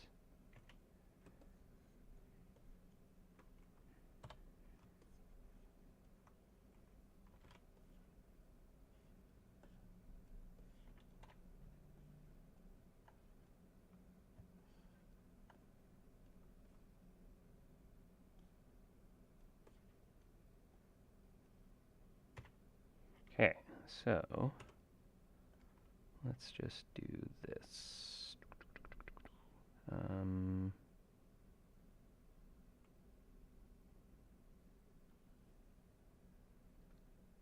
There should be polyline is the selection form I want. Is it? No. Yes. It is that. Okay. But I don't want it to fill. I want to create a selection. Yeah, that was a fill. I want this one. I'm going to add that to my set of tools there. There we go. And I will erase everything outside of that selection. Very good. Same with this one.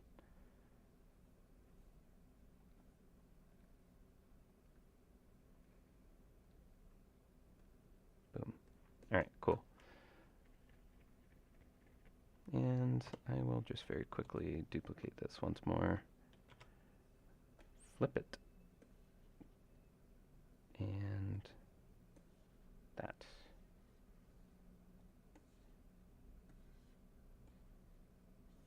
Actually,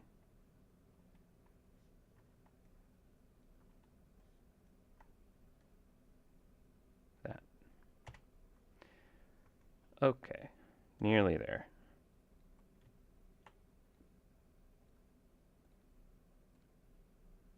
Boom.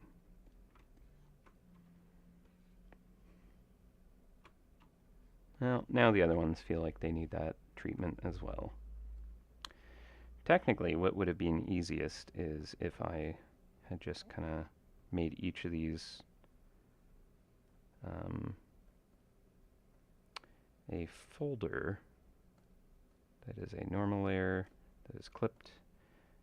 Don't clip that. Add a new, what was that, glow dodge?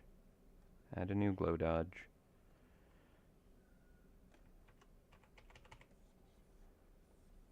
Do that. Clip that to it. Flatten that in that plane.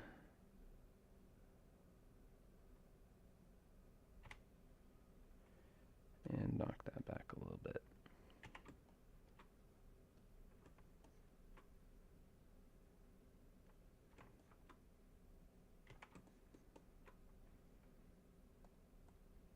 That one's fine. That's fine. This one I want to...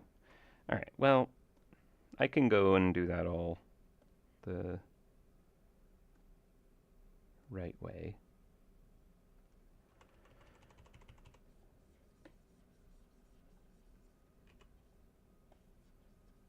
Or I can just kind of phone it in. Save some time.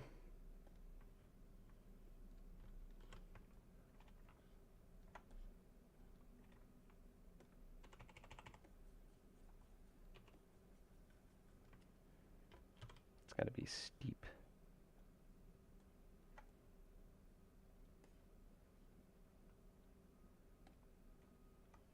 Duplicate you. It's just much quicker to do it this way, I find. Find a nice spot there. Okay, another quick way to do this is to make that selection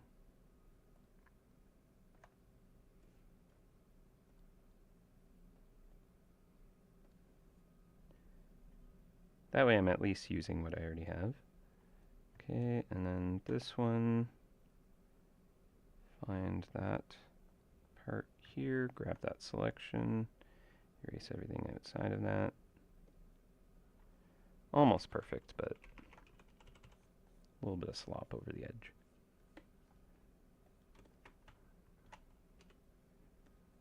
Yeah. Okay, well, I think that that's pretty much all the... Oh, what happened to the...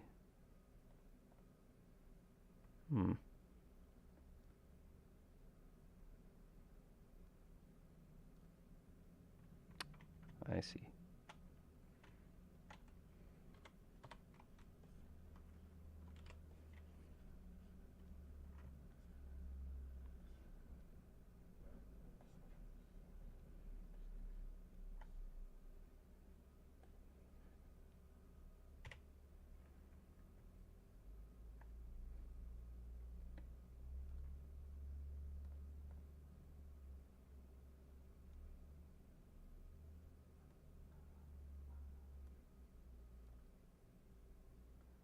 That one.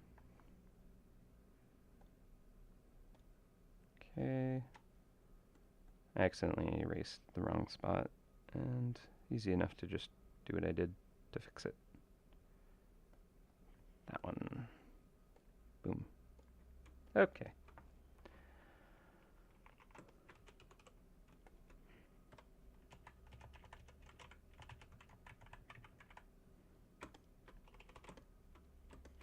Getting too fussy with details. Not worth it. But who's gonna stop me? Alright, we are at 1 o'clock. But I'm gonna do the short stream thing where I keep going and we just go until we're done. So maybe another hour. I think we should be able to finish it up by then. So blow dodge. Since I already started this process, now I need to finish it apparently. Easier if they're right beside each other. Raise that back a bit.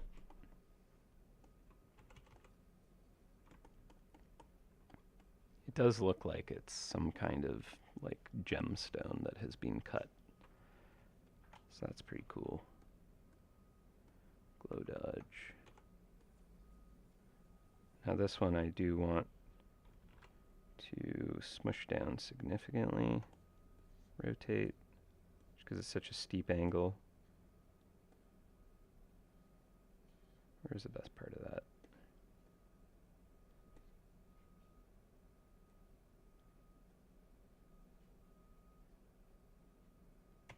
Seems fine there.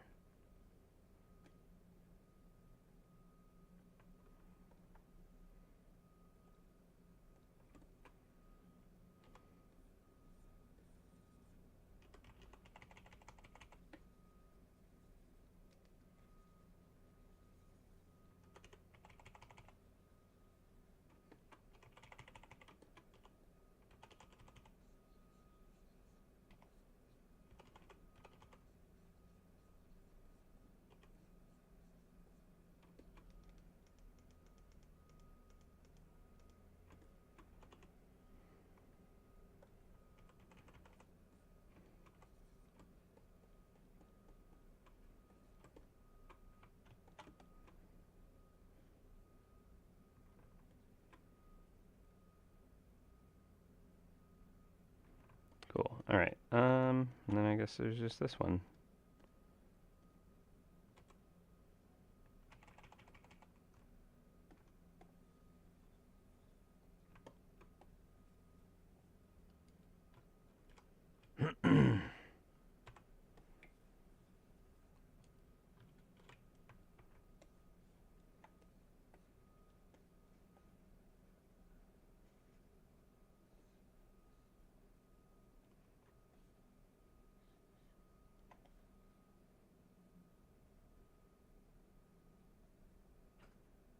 I got like a cool galaxy print going on. I don't hate it. Alright, so erase outside of that, and we're bueno. So, that was unnecessarily complicated. I'm going to put all that in its own folder.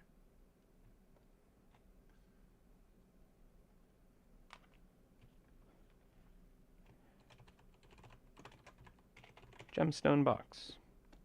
Great. Now, bring the sketch back, and we're going to do our ribbon. So this should be, hopefully, simpler process. I'm going to do a folder for this. Ribbon folder. We're going to start with just doing a polyline should be fine. Going to start with this one.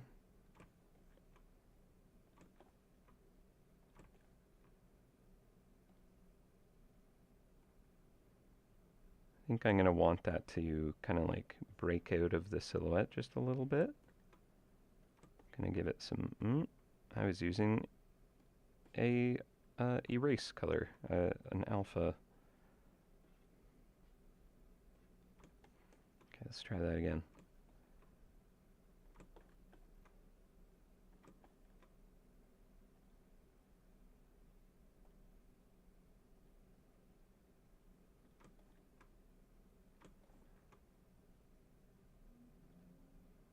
There we go. All right. Oh, thank you, Creative Knots. Have a good weekend. Enjoy your time. Happy Thanksgiving. Don't know if you already took off before I noticed your message, but thanks for tuning in. All right. So I'll probably add a bit of rounding to those corners.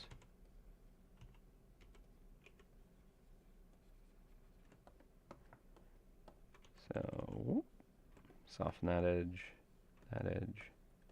Whoa, I did not mean to pull that file out. Get rid of that.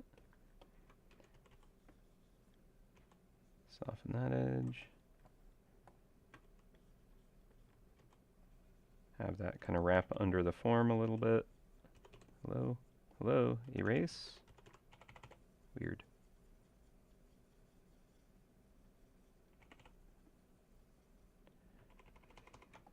Cool. All right, so then I'm going to duplicate this. But obviously as it goes back in perspective, it's going to be too large. So I'm going to shrink that down.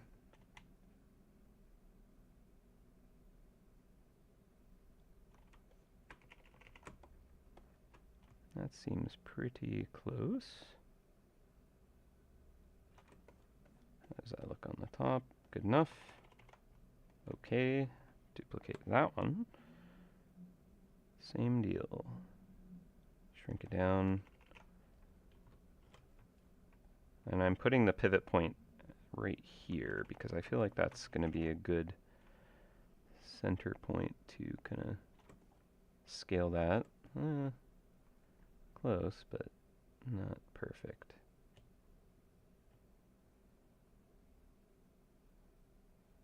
Oh, that's not what I want.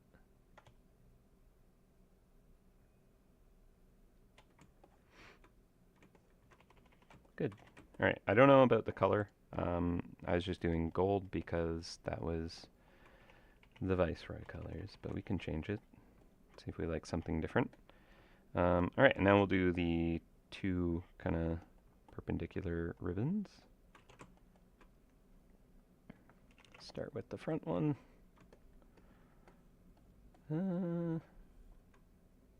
Start back here.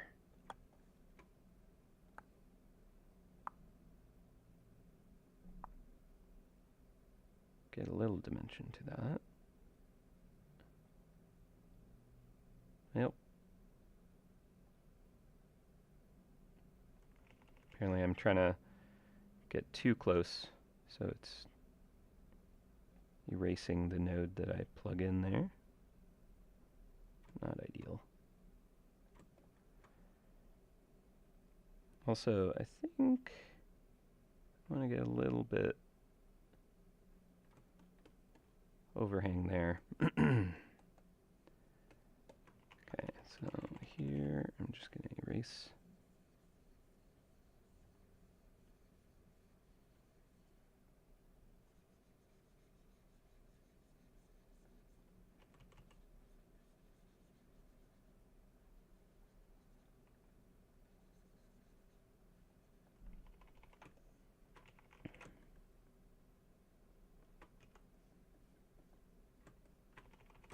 Cool. All right, and duplicate that. Oop, I did it bad. Meant to make a new layer. Apparently, I did not. Shucks. All right. Grab that.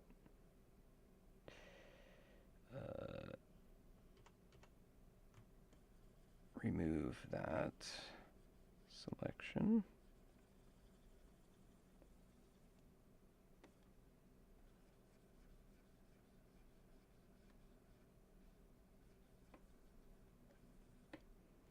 And I will copy that and paste it. Now I just need to remove this from that ribbon. Bye-bye. Turn that one back on. Duplicate it. Shift it over. Scale it down ever so slightly.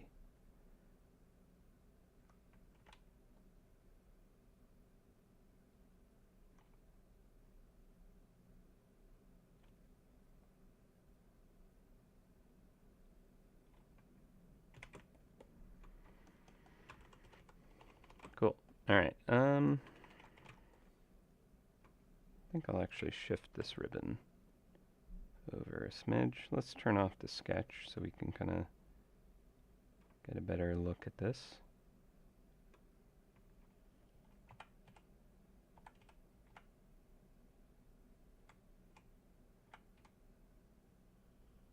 Yeah, it's not perfect.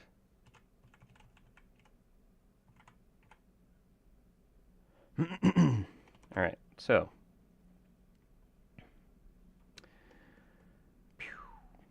yeah, this would be a lot quicker and easier to have done in a 3D program, huh?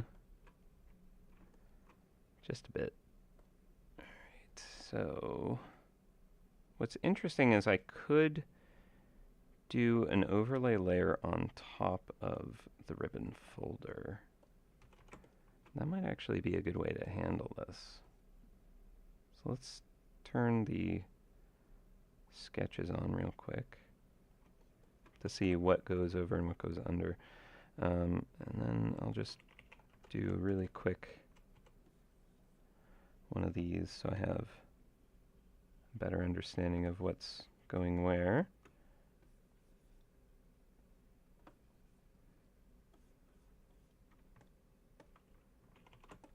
All right, and then if I hide the sketch, cool. Okay, yeah, that might be a way to do that. Let's see. We'll get nice strong highlight here. Let's try a add glow layer. It's often good for getting a nice metallic kind of look.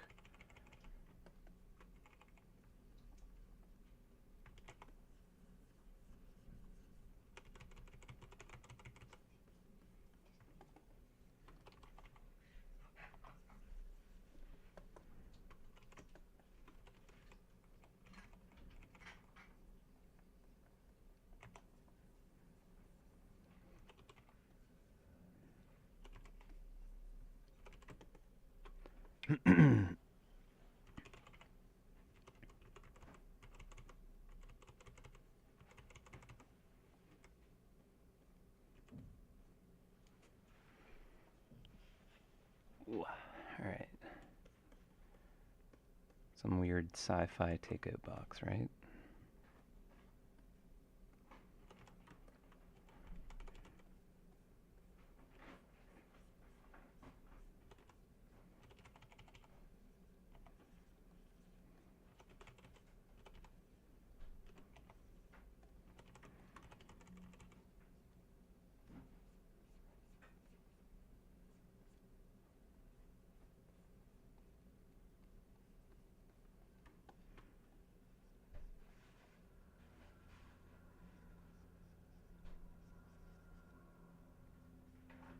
get some dimension to the ribbon. Give it some depth.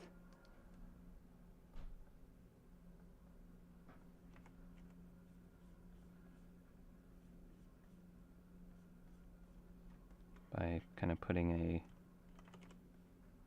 edge on it. Let's go for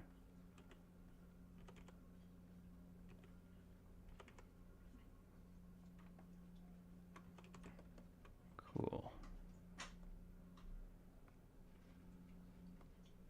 Try another layer type. Do an overlay. Some like red mixed in. Kind of like get some shading.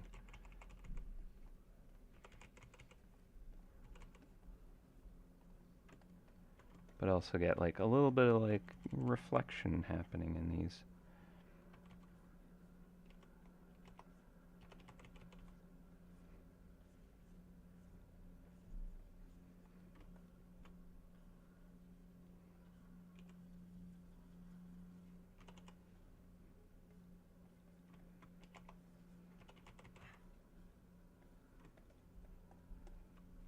Thank you.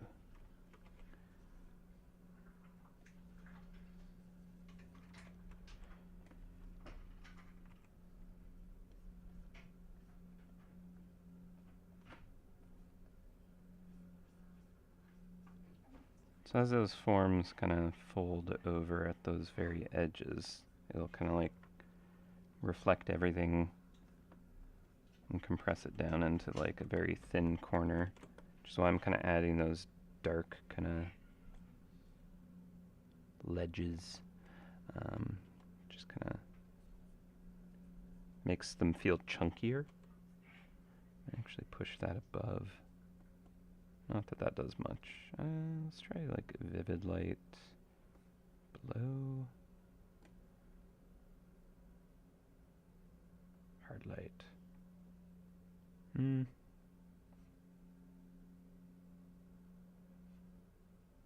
Nope. Didn't mean to move it to that layer.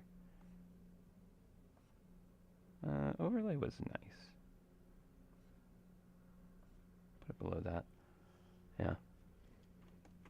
And we can do like a normal layer to really kind of like land things exactly where I want them.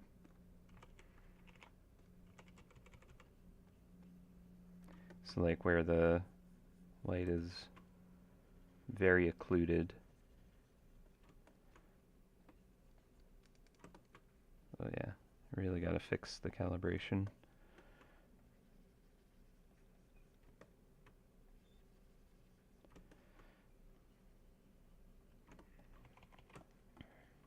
And we'll have a I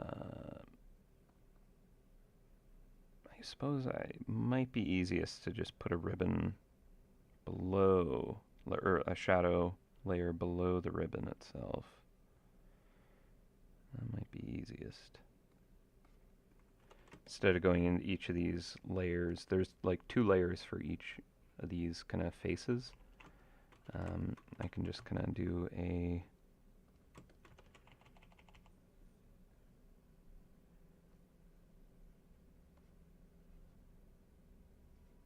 actually, I'll put this on the very top, and that works too.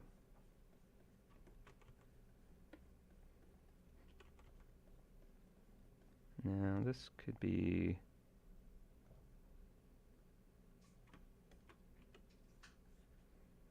maybe a hard light. I don't know.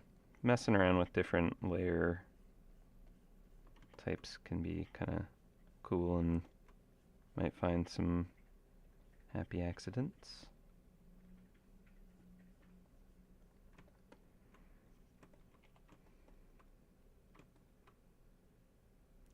Shiny silvery flower on top. Yeah, maybe.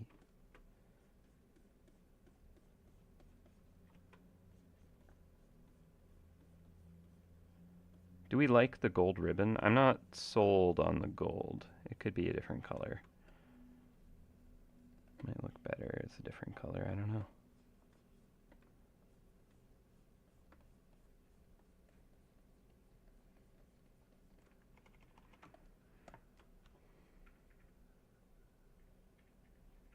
silvery, golden. Could also do like some kind of like stripe in the ribbon too. Uh, yeah.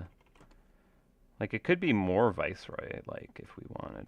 I think the kind of shading on the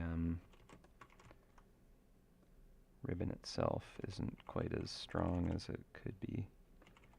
If we're kind of going for more of that like gold.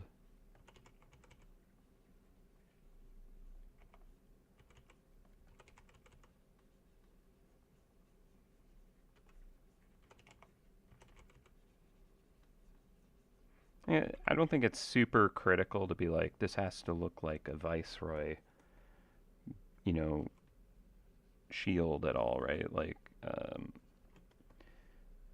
because anybody above Viceroy is going to be able to kind of collect these. It just kind of starts with the Viceroy, so it makes sense to kind of use that, but it's not like critical that that's clear and obvious. So it's not too big a deal if that doesn't come across. All the other gift boxes, as I've mentioned, don't really bother with kind of like looking like their respective ranks.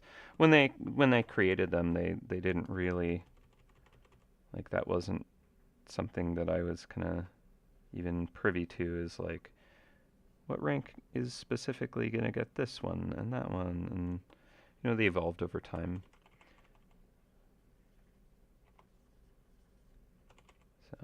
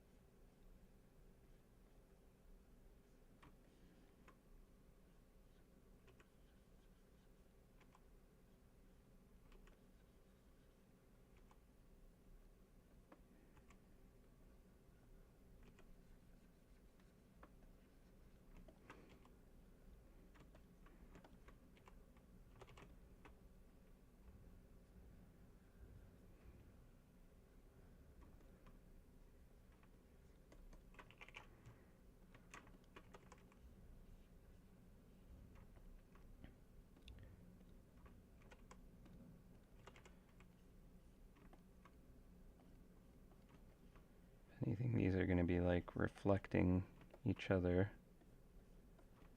kind of building that saturation up as they do so.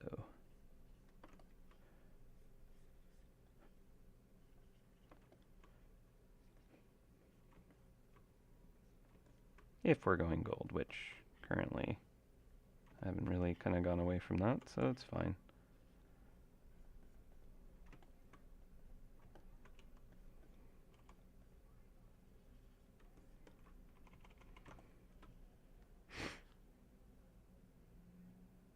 Oh, instead of a ribbon, I was thinking of pressing a button to open the box. It's kind of fun. Oh, also, I didn't really get like a seam for the paper and like folds, and I feel like to make it feel more like a hand-wrapped gift, I want to include that stuff because I do think that that makes a difference. So let's do layer right here. And I'm going to have a seam go right across here. Because why not? Why not put it in a weird spot?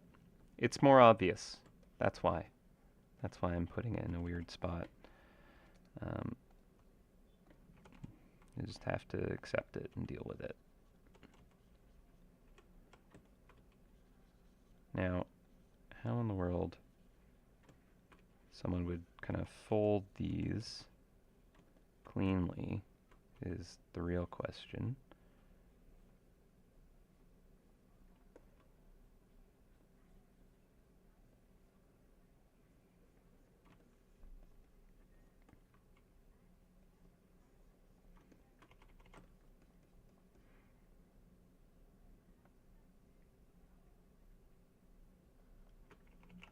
there would actually be like a little bit of a fold here and here, I think.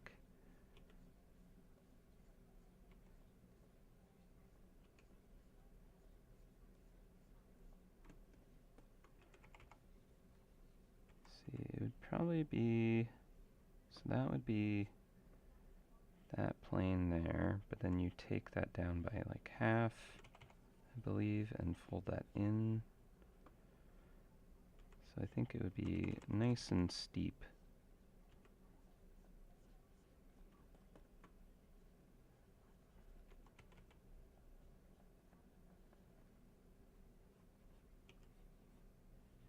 So it's like a really weird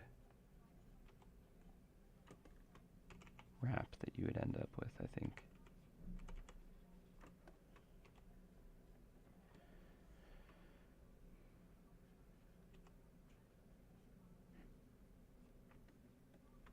I think it might look nicer to have that overlap just a little bit more.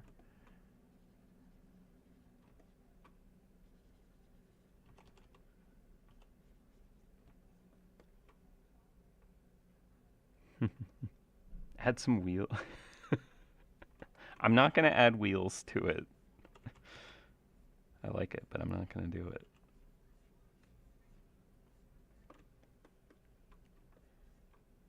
Y'all are silly.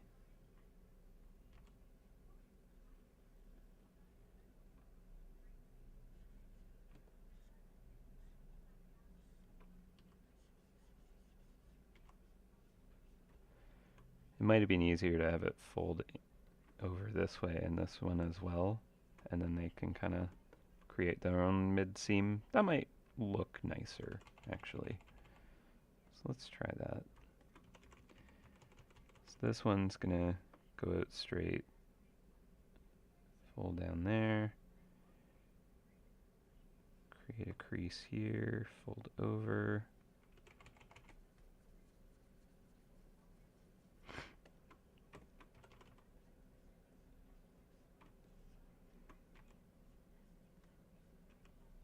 The lighting is also a little more interesting on that pane, so that might look cooler.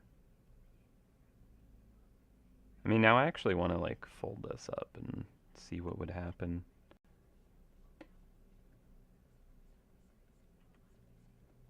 Would these land exactly on point? It might, depending on how you do it. It might look better if I kind of have them overlap more though, but I don't know if that would be very realistic. Depends on how steep it is, right?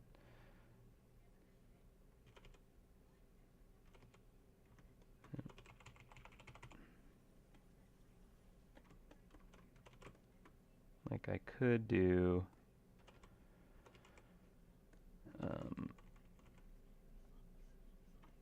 where they overlap more.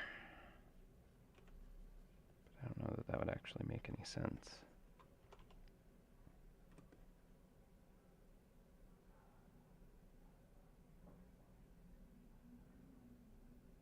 Yeah, I don't think that makes any sense. Not going to do that one. This one might make sense. In which case, this one has kind of like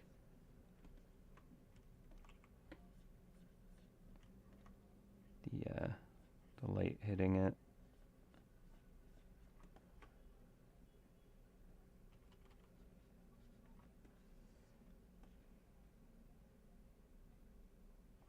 Yeah.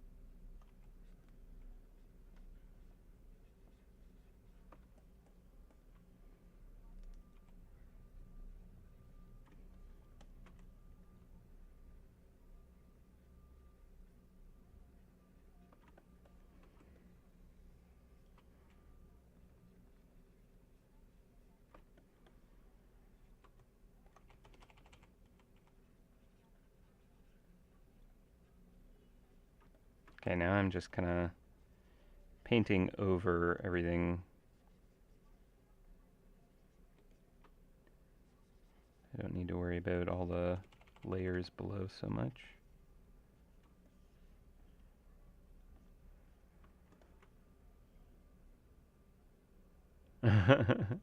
Giorgio's eternally packed lunchbox with Larry's sandwich in there. How did you know what we were putting in these? You nailed it exactly. It's the precious prize within.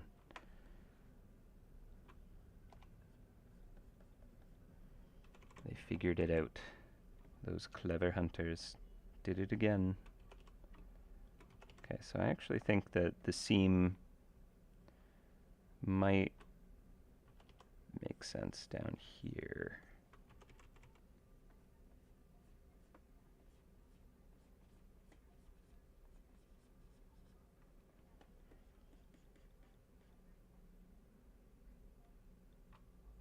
I mean, technically it'd probably make the most sense if the seam was like somewhere on this face, actually.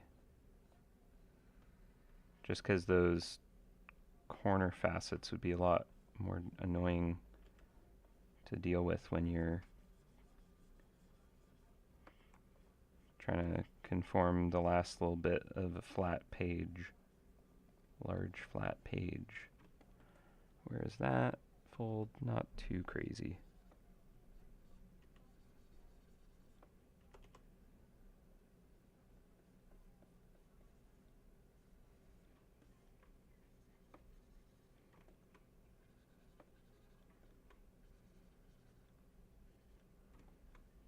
Should I multiply? No. Normal is fine. I just need to get some darker occluded colors here, just for those little bits.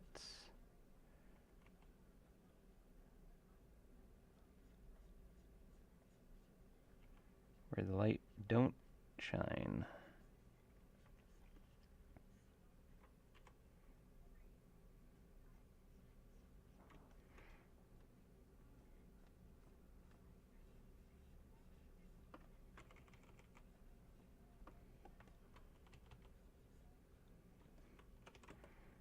So that gets like a little bit of a drop shadow there.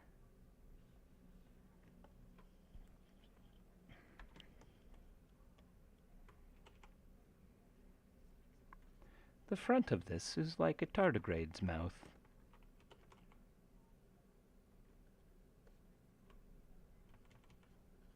A confusing and vicious maw.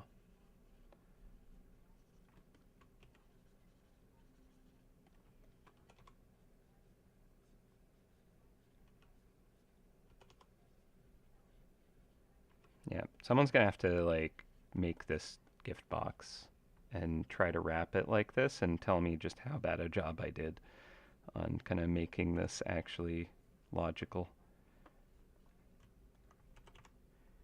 I apologize in advance for anyone attempting this.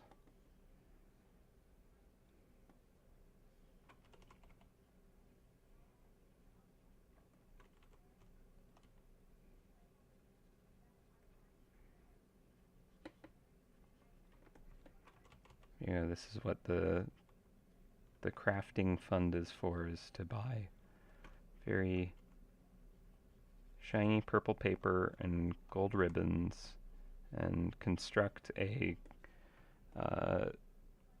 hamburger takeout box out of cardboard to wrap it in this here madness foil. Just to try it.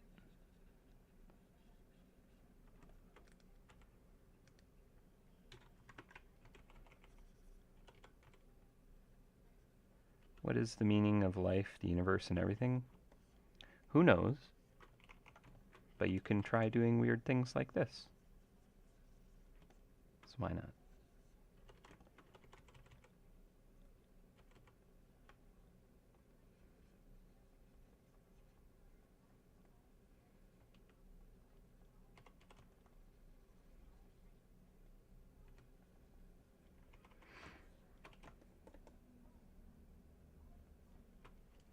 Yeah, it's gone back into the takeout container territory, but you know what? I'm okay with that. All right, let's hide our references. Let's see this in context. And let's perhaps where are all these layers? I'm gonna put these back into a folder. Gift box.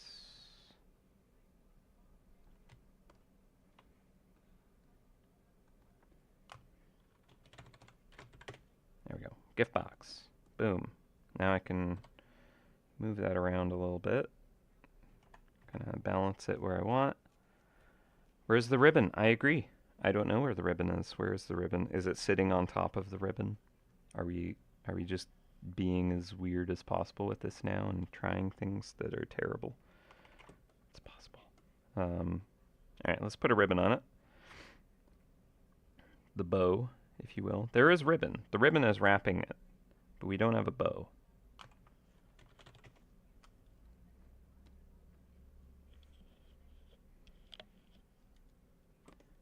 The bow is made of the same material.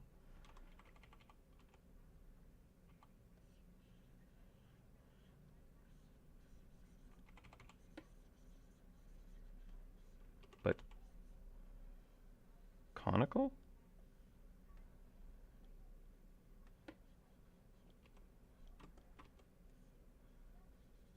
Maybe.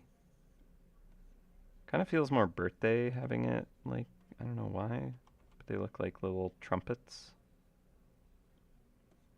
It's fine.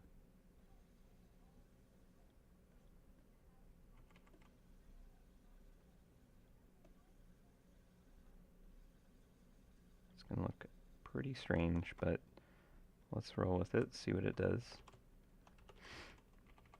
Okay.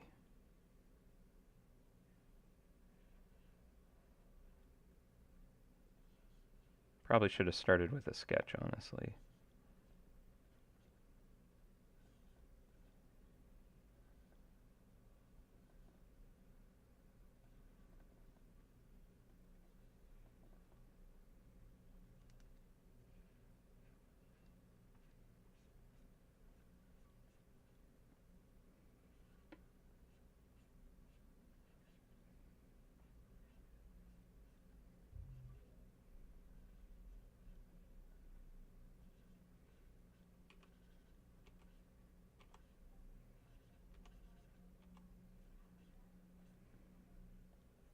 Okay. So the cool thing about all these twisty cylinders is the way that they'll be reflective is kind of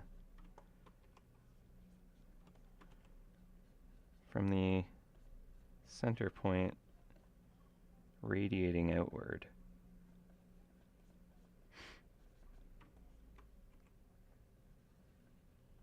We got some interesting deep textures happening as they kind of come directly towards us. Can you make the wrapper glittery, perhaps? I could make it more glittery. It's just a hint of glittery, but it could definitely be more glittery. Let's deal with the ribbon first, though, just because I think it will assist the rest of the render to have it solved. But I agree. We could definitely add a little bit of glitter punch to it. I definitely don't hate that idea at all. Could be nice. Alright, so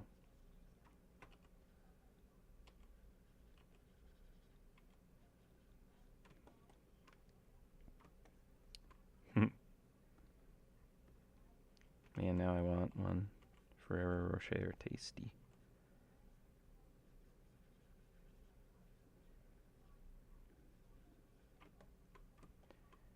Okay, and let's do a glow dodge layer using a nice saturated orange.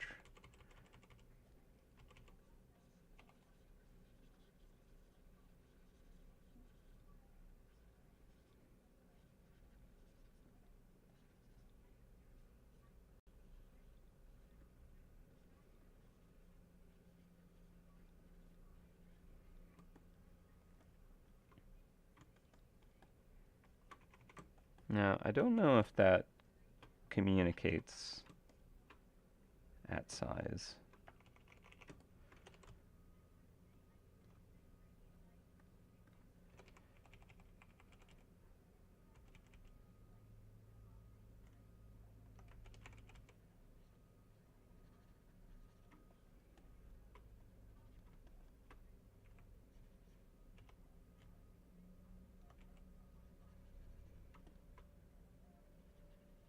I think as long as it feels ribbon-like, it's not a big deal how well it reads. Like, I could spend hours on just this thing alone, all the, like, reflections of reflections and the complex nature of having very shiny foil curled up into cones all jammed together would be maddeningly interesting. So I'm not going to subject you to that. But it's something that I'm like, yeah, I could sit here for hours just rendering that out. Is it a good use of my time? Especially when I'm kind of like low on the energy department? Definitely not. So I'm going to do myself the favor of not going too crazy on that.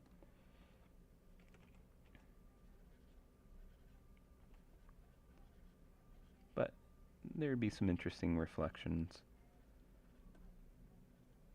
Also, it'd be a waste to even do it at this scale. You know, if I'm gonna go in and try and do that justice, it would be better served if it was on like a trap skin where you could actually see any of that. So, there you go.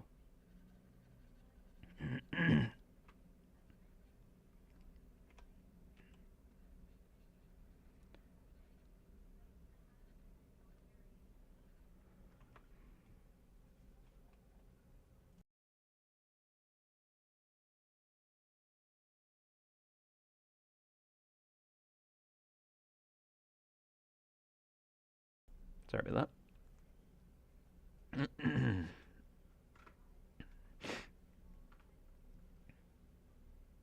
Oh my goodness. Xmas card with some greetings words to go with the ribbon bow on the gift box would be. It would, but you're also getting like multiples of these. The other ones I don't believe have any kind of like note attached to it.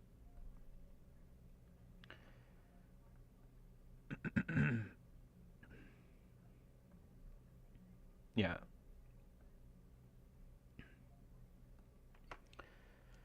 Sorry.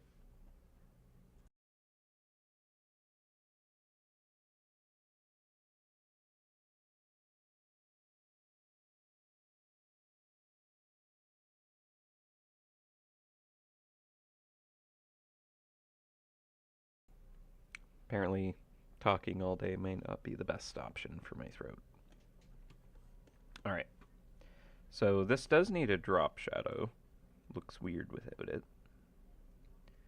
So let's do that.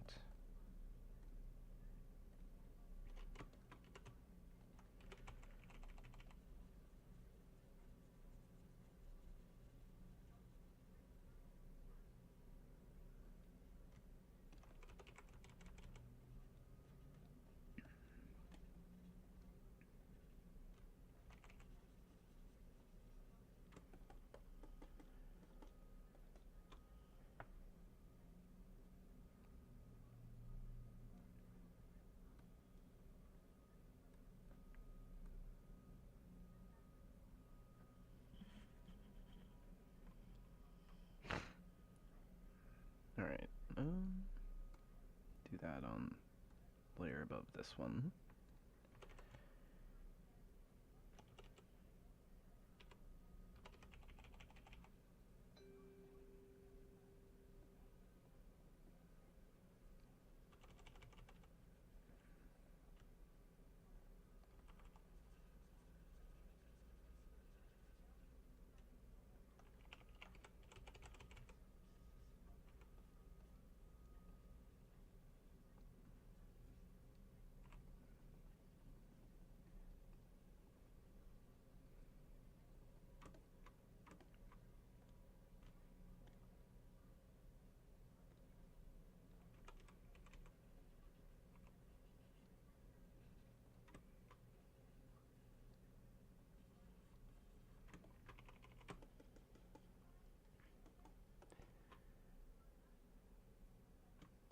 there should be a drop shadow from the gift box as well. You're right.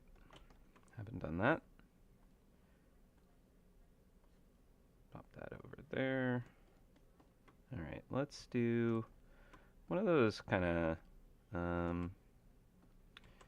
I think. Okay, well, I should look at the other gift boxes first. Okay, all those have just like a simple soft shadow.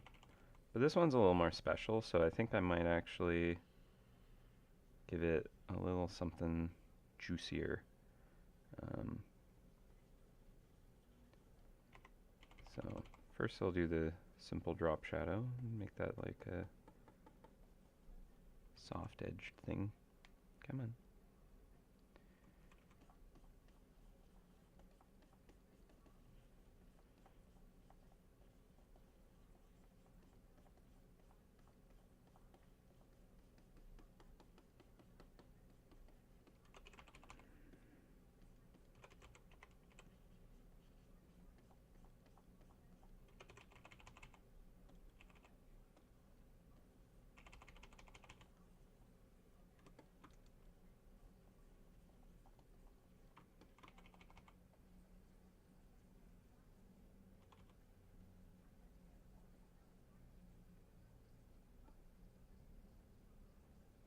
I try not to have elements kind of like have a hard edge cut on the side of the screen, or like the outer perimeter of the image itself.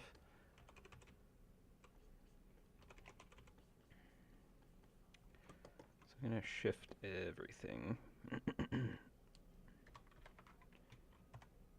over. And then we will use a occlusion eraser and just fade that out.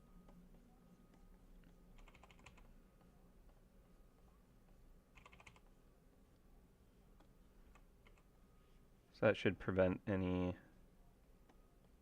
weird kind of like just noticeable kind of line that's on the side of that. Alright, and then we're going to do another layer of shadow. This time we're going to use our occlusion brush. And just get like right under it. Of course, the calibration of the monitor is not awesome, so it's kind of making that a bit more challenging to land exactly where I want it.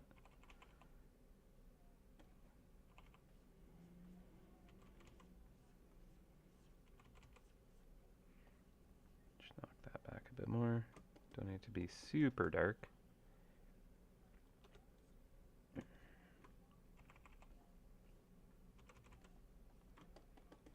Okay, so now it feels a little more like it's in an environment, you know, it's resting on a floor somewhere. We're looking down at it. It's fine. There's some kind of delicious Larry sandwich stashed within. Everybody's excited to get one and consume. Everybody's happy. Great. Okay. What I want to do is a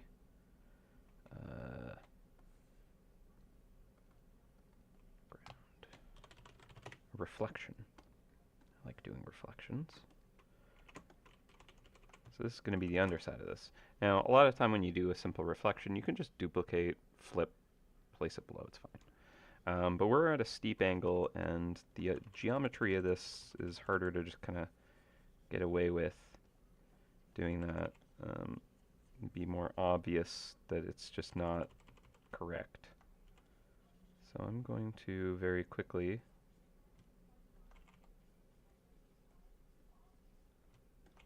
recreate this as if we're looking at it from a completely different angle. Very steep. See more of the bottom side of it than the top side.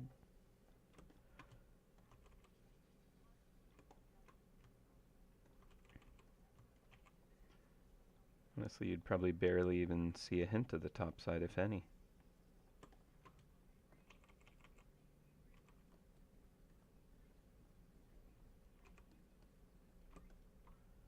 And it doesn't need to be very accurate.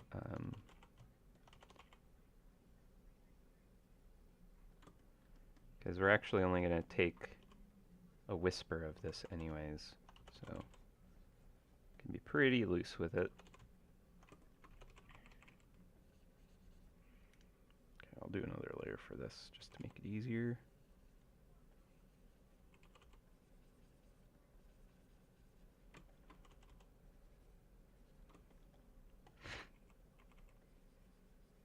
If anything, it'd almost be easier to just duplicate this object, drop it down underneath, and then just reverse the lighting on it. And that would be perhaps a efficient way to do that. Okay, I don't think we'll even see that much on the underside of that. Go.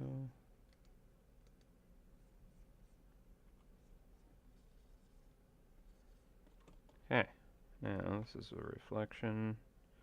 Drop that down a lot. And give it enough of it that we can kind of see what's going on. And then I'm going to put a mask on that and just erase away. That's supposed to be the gentle eraser. And just erase away. Fade it out. Vignette. And it's kind of more where the shadow is that we're gonna kind of have that visible. But we can push and pull, see what we like. Yeah, I like more on the shadow side of it.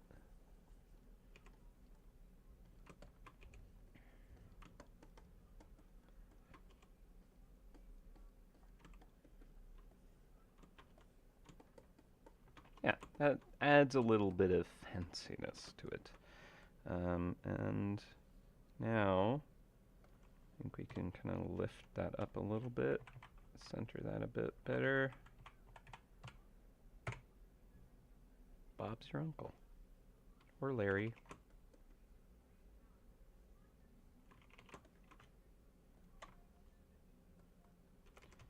Alright, let's do a couple little fine details here. Feel like a nice little kind of shiny edge on that. There. Add a bit of glitter, as per request. There isn't really the fold thing happening here, so I'm going to introduce that.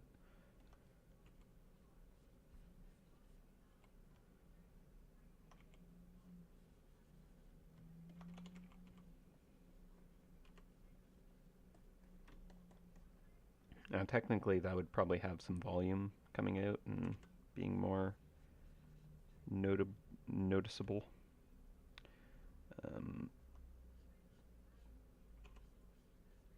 But that's probably fine enough.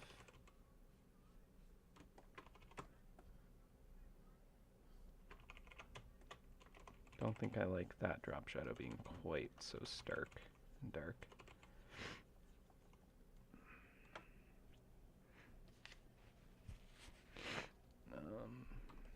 This.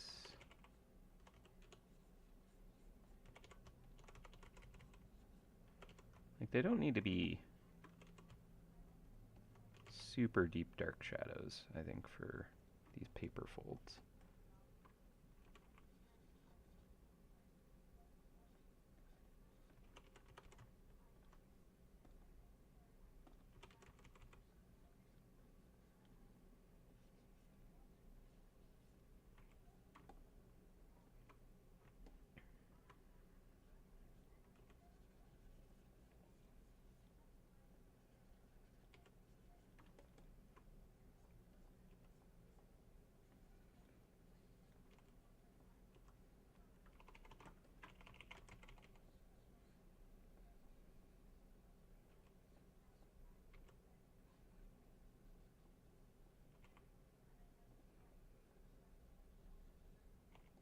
Oh, also, I don't think I have a Larry link for you guys today. A bunch of people are on vacation today, and I tend to get my Larry links from them. So apologies if I don't end up having one for you. I haven't harassed anyone else that might make them for me. So might be the first time I don't try to get you one. Apologies. I hope you will forgive me. And then you'll get many of these delicious gift boxes with Larry sandwiches in them.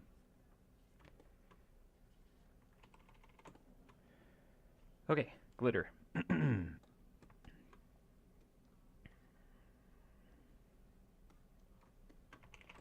Alright, let's try a glow dodge. And let's try our stars brush. And let's go for a pink. Or maybe gold. Let's see what gold does on this.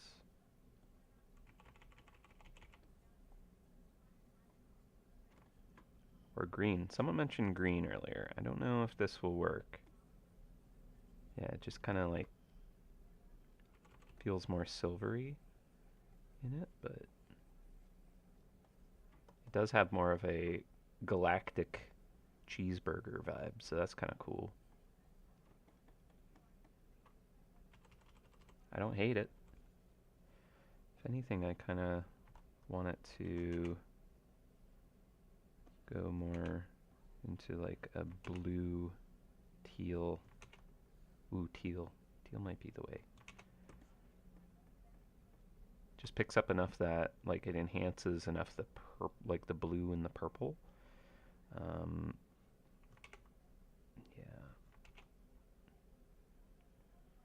that's kind of nice.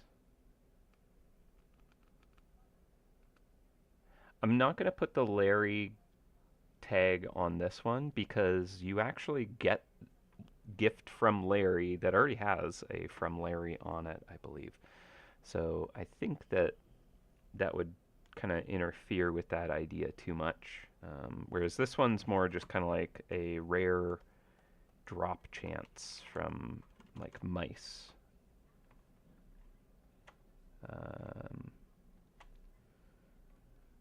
So that's what I think.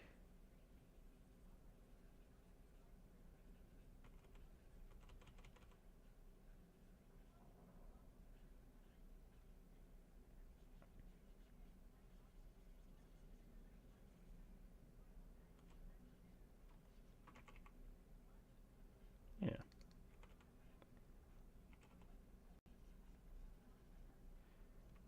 Get a little more edge to some of these edges. Just so that I can kind of like get it to read a little cleaner.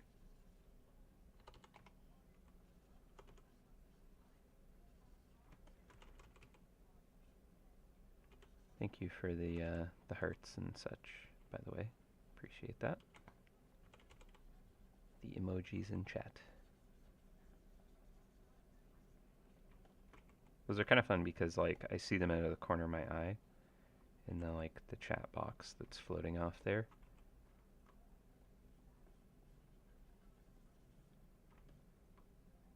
Okay, now I want some of this like galactic ribbon wrapping paper is what I was trying to say. This galactic wrapping paper is kind of ridiculously good. I would definitely wrap all gifts in this.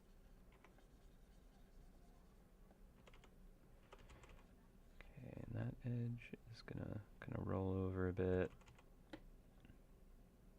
Get like little wrinkle forms in there. Nice.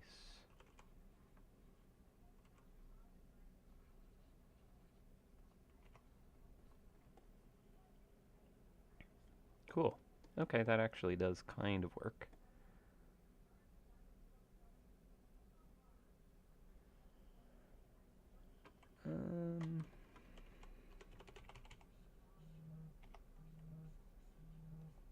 All right, we are at 2 o'clock, and that's kind of like, I think I'll call it at too, because then, I would have finished my lunch and started up the stream again at this point. But I didn't want to kind of do a short stream that had a lunch break in it. That's not a short stream. Getting some reflections on this. And there's just a couple of little kind of nitpicky details that I think I could tweak here and there. That I don't think it'll be too much to do.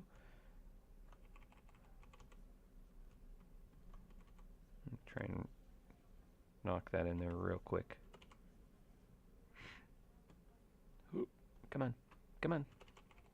Yeah, I like have not saved this at all. So that's great. Good job, me.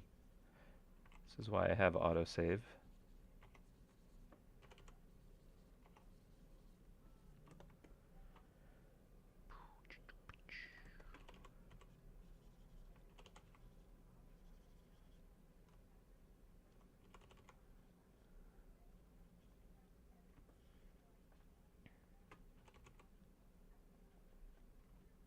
Great.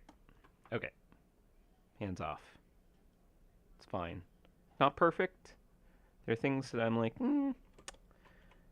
I could tweak that, but it's a fun, weird little guy.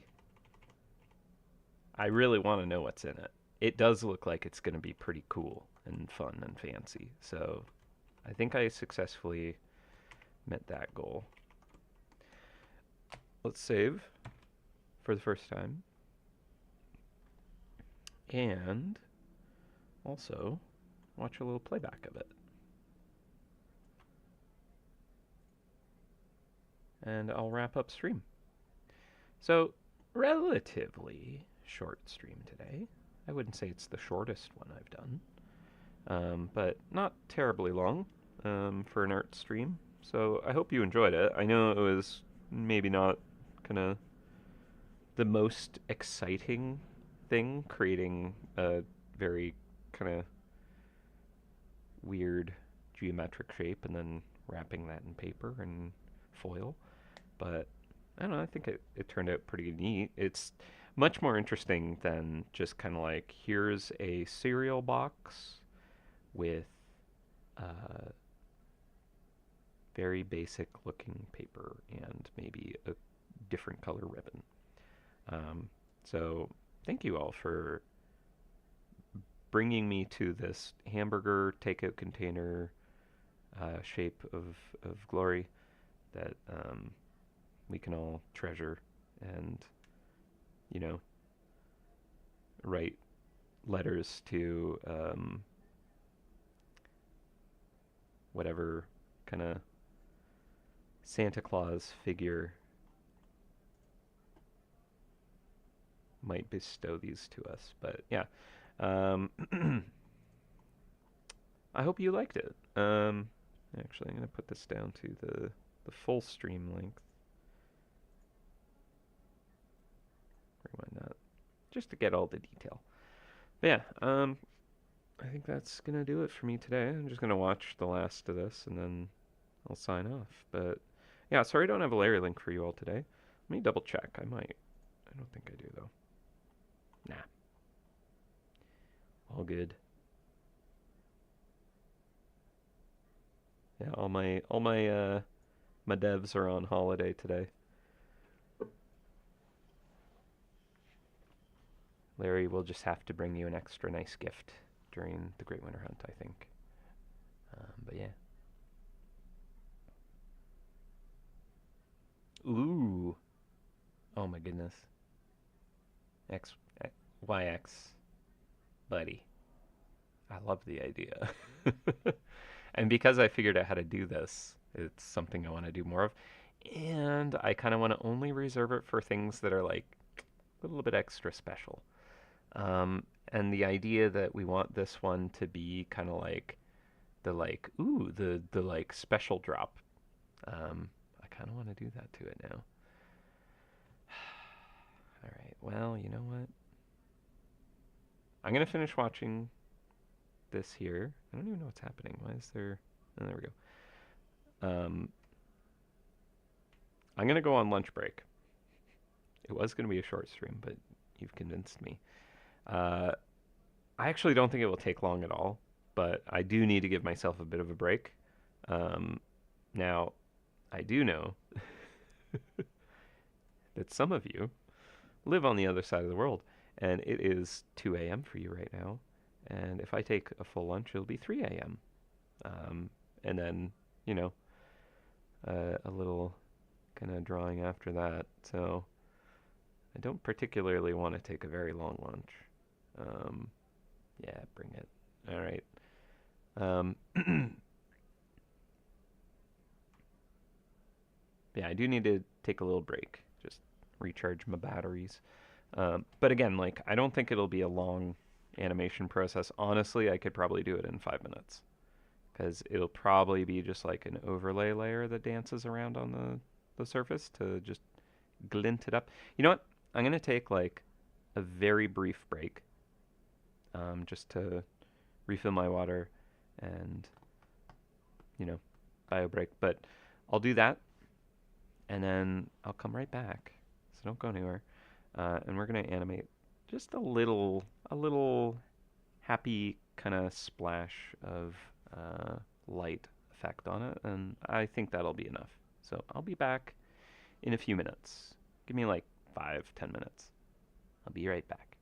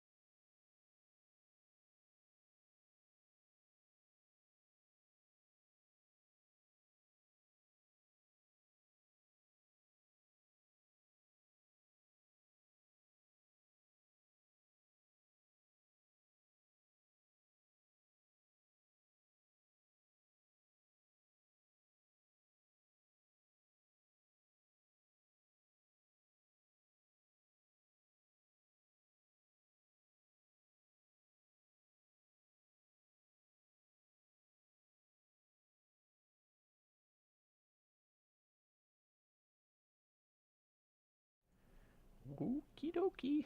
Hello, hello, hello, hello, hello. Back from short break. Just finish off the last of this loop.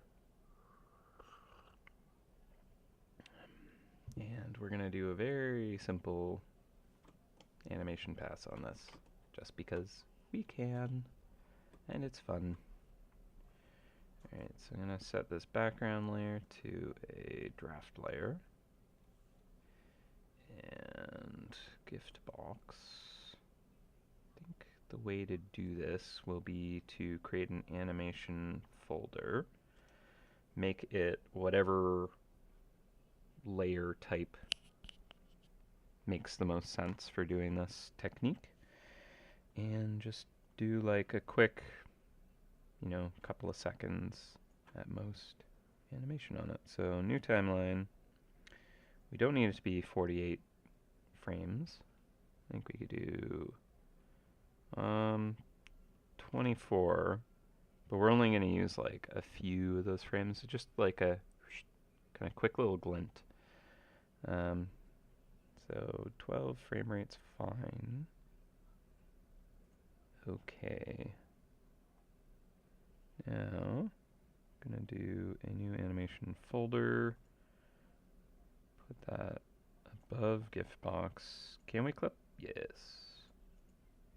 This needs to be set to a normal layer for that to work. And then the folders in here, not folder, the cells in here, I think are going to be a probably glow dodge.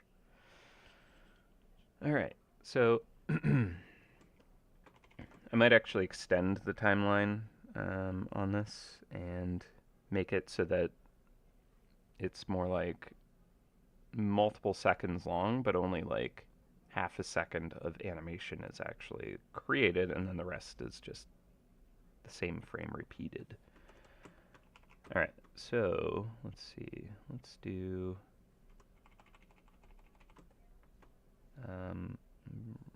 bring this up. I'm gonna actually jump to like frame 6 and add in a cell here and just see what is this gonna work? It might not work.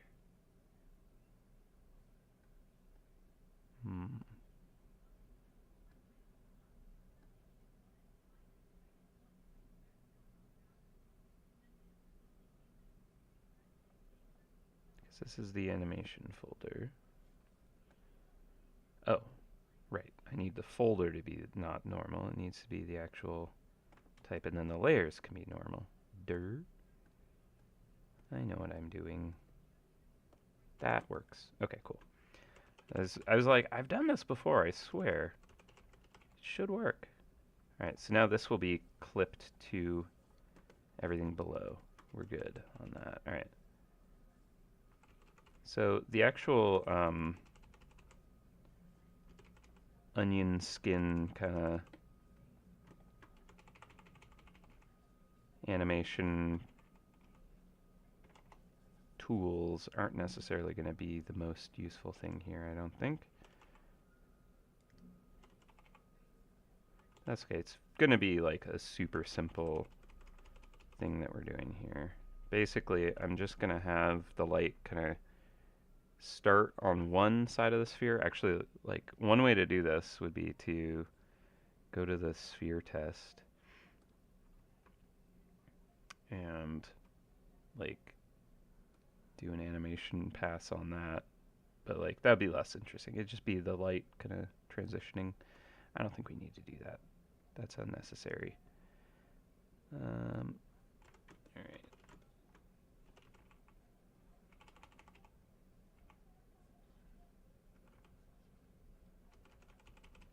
So in here, where all these kind of swirly bits are probably going to be the most complicated portion. But I almost need to just have kind of like a target. So if I do a new animation folder, and I start at cell 1,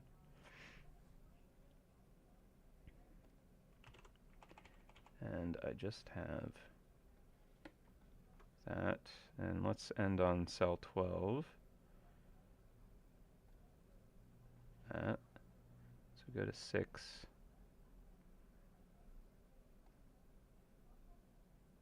Do a new cell there. Put that in between them.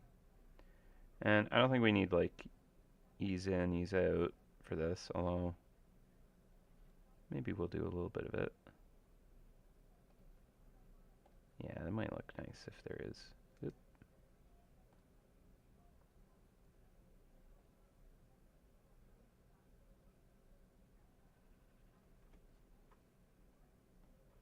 Sure.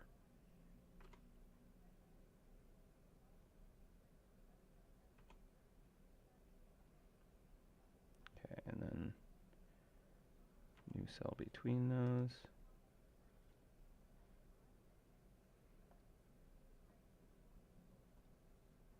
Between those.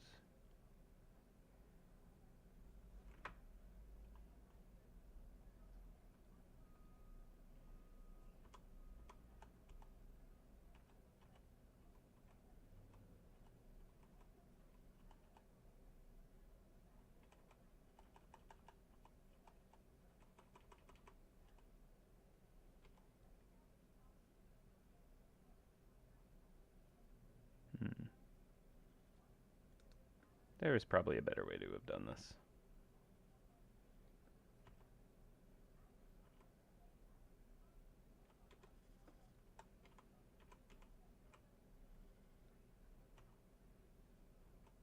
Actually, you know what? I'm going to do something that I need to practice more. That's not an animation, but doing a little kind of time chart for myself. So 1, 12. Alright, so that should be 6.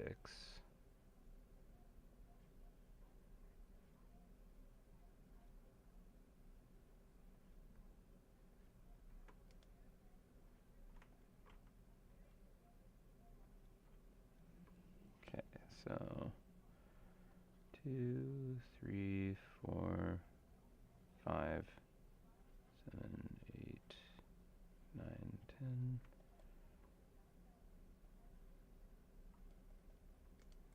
Probably doing this very wrong.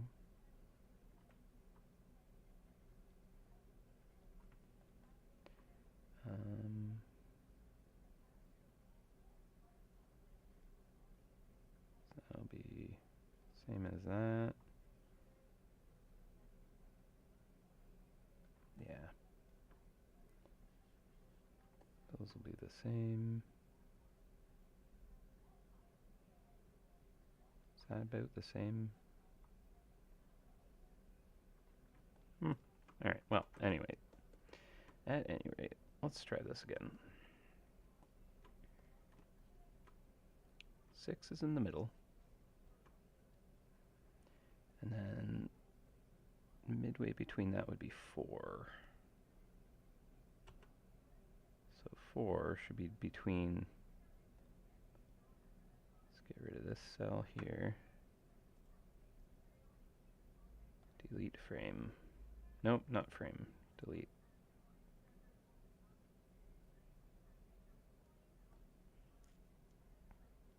Okay, so we got 6. Oh no, 5.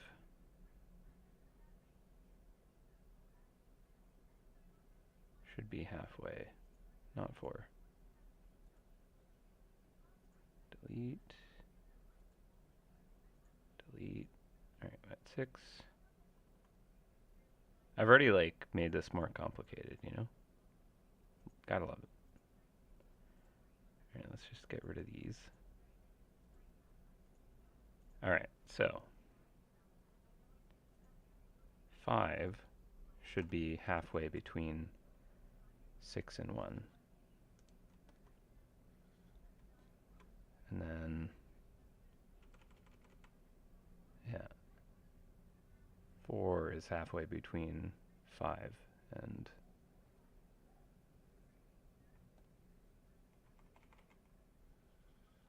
1. And then 3, again, same deal.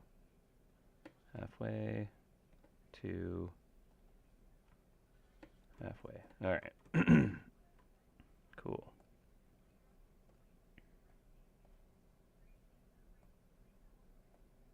Wait, I don't have a frame for 5.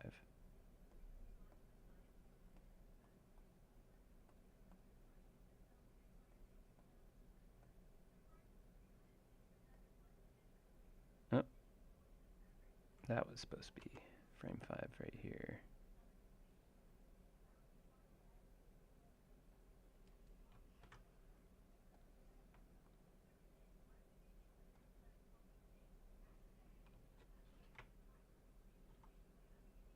The heck?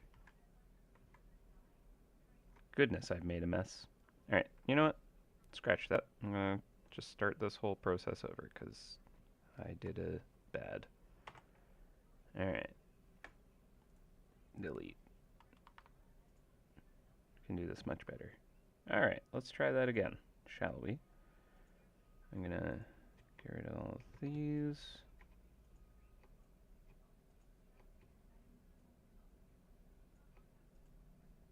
How do I select them all? Delete. There we go. Okay, try again. All right, frame 1.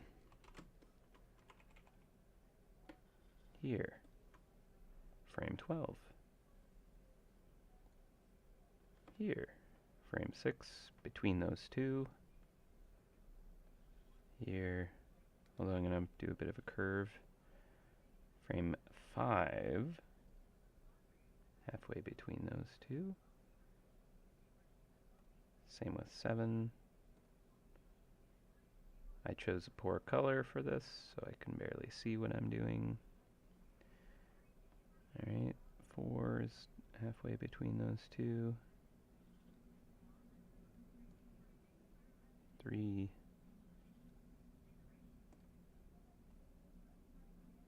2.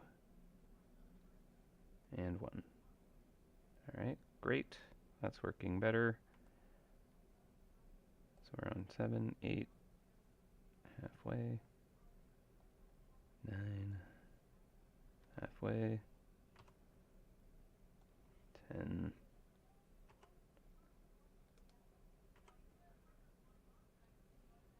and 11. All right. Swoosh. Swoosh. Cool. All right. So now I have kind of like, here's the target of where I'm trying to put my glint. And so let's just use that. All right, so this one's kind of off on the side, right?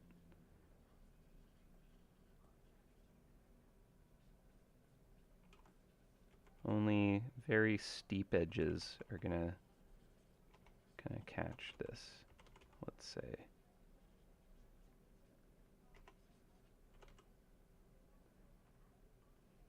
Okay, next frame.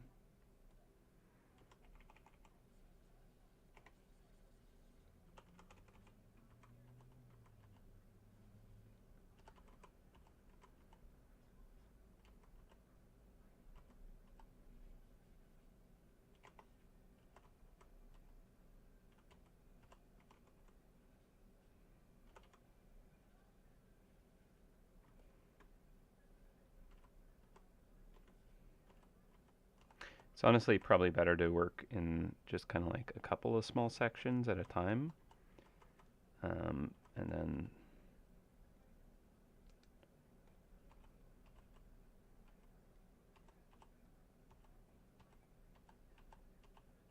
yeah. This is kind of like I've found for how I animate a better process to just kind of focus on like one small section.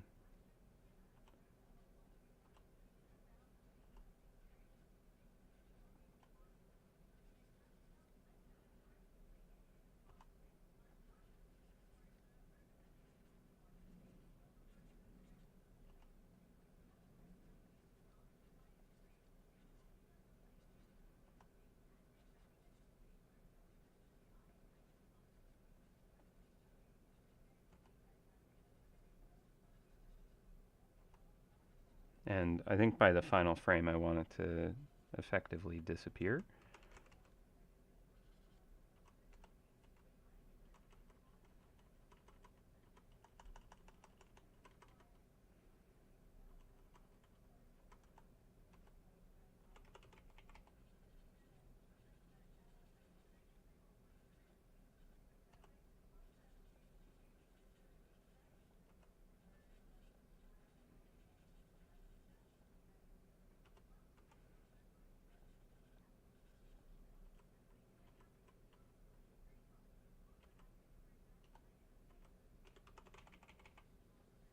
Pull that back.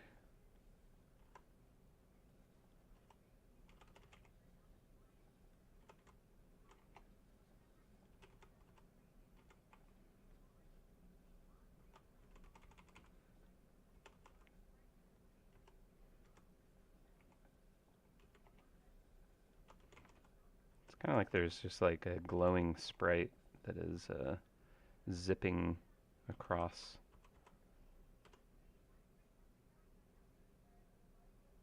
Right? Zoom.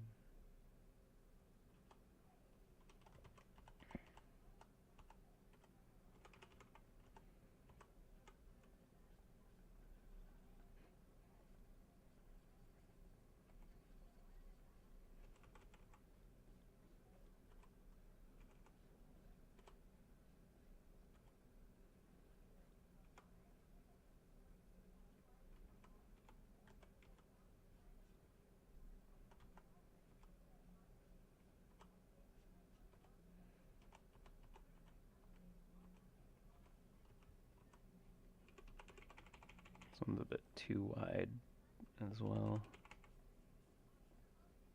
Should be more like right at that corner.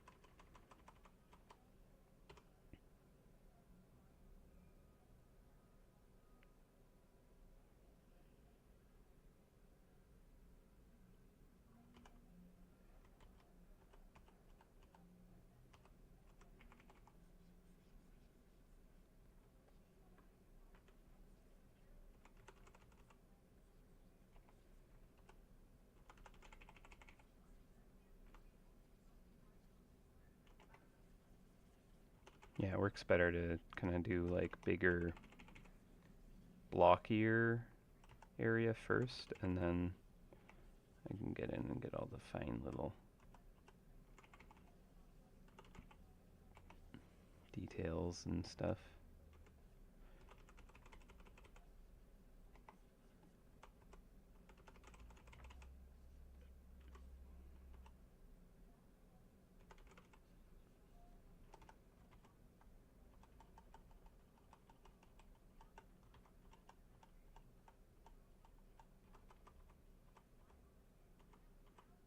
Cool.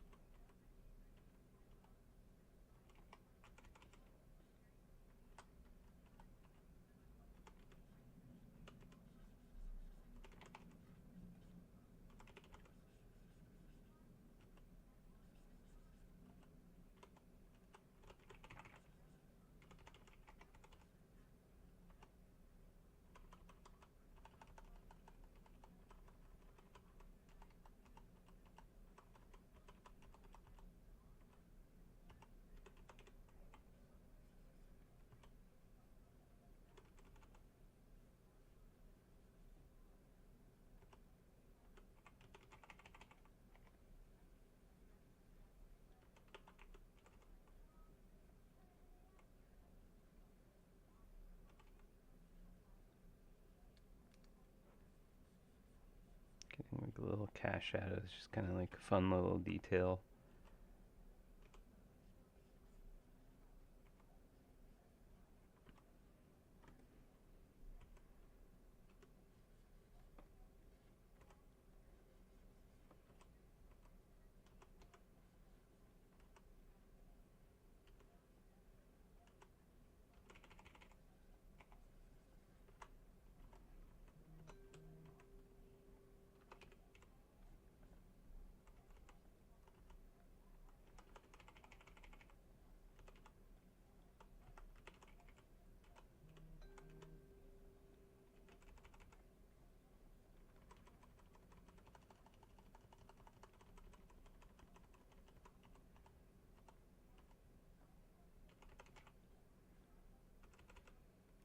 Yeah, it's kind of cool to do like dancing light across a shiny surface that has kind of like complex forms to it.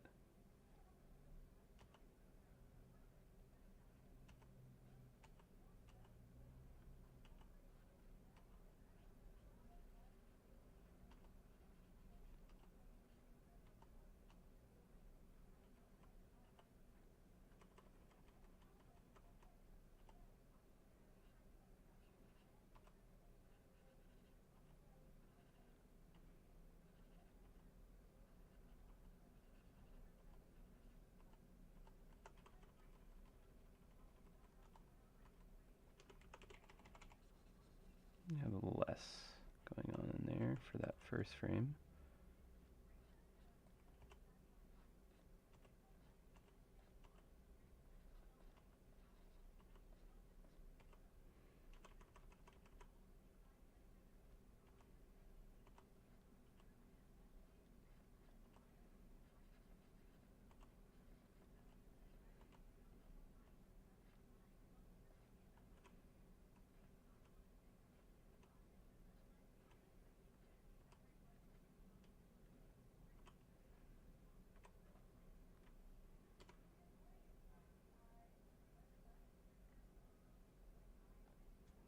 Okay, I can get rid of that orb thing.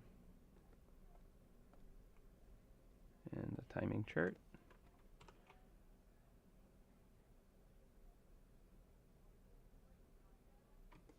Okay, and get more like distant reflections happening too.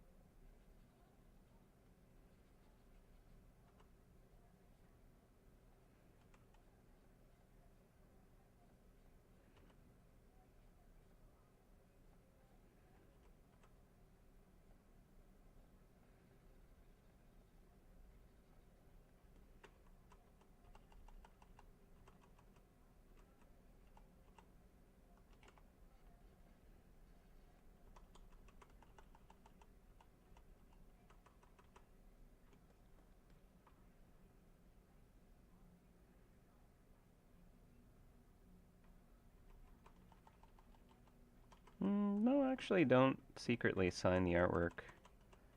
Um, I used to kind of like sneak people's um, initials into artwork during streams.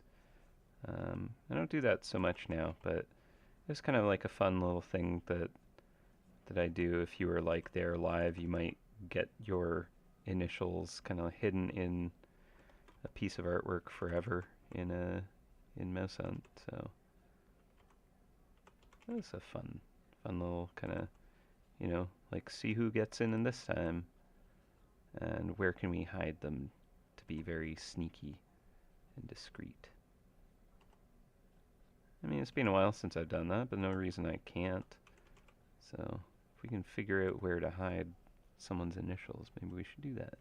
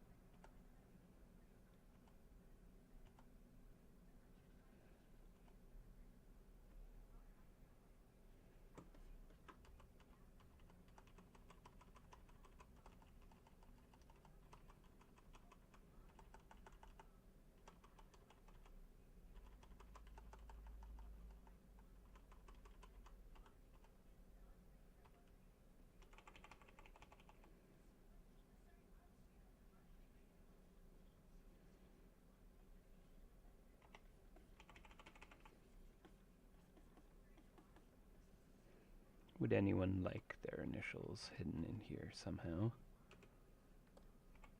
Should we bring it back?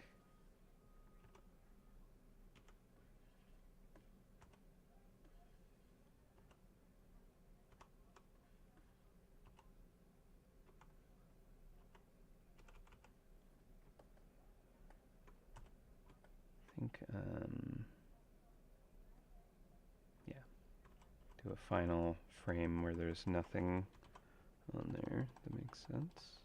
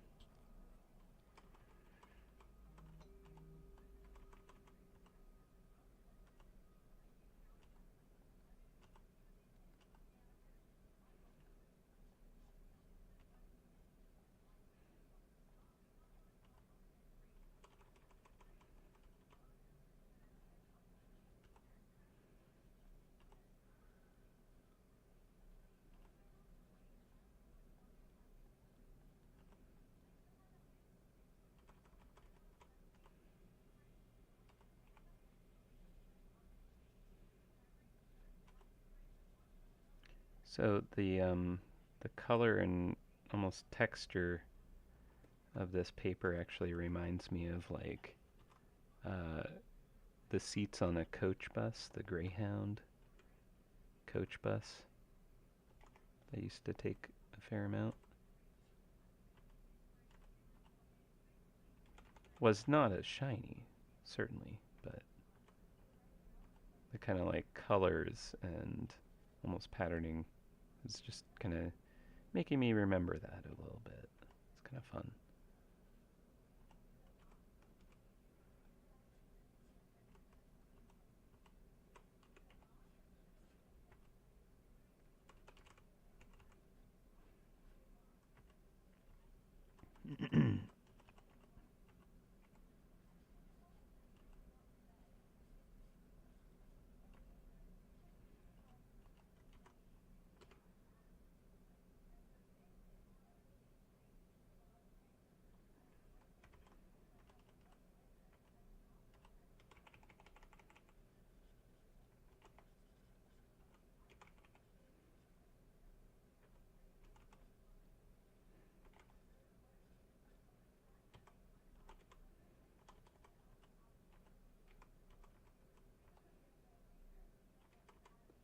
Actually, this is concave almost. It might actually have a little bit more of a kind of lit on the inside here with frame one. Maybe I'll start it on frame 2 just to smooth it in better.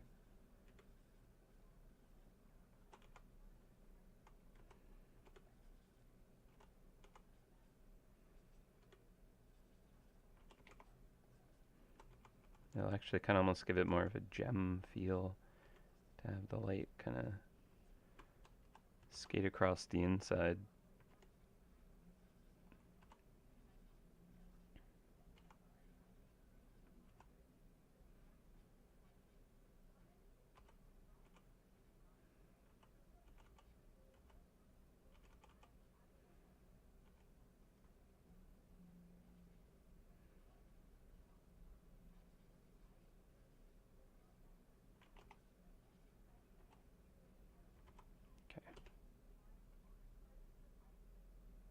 Yeah, that looks pretty cool.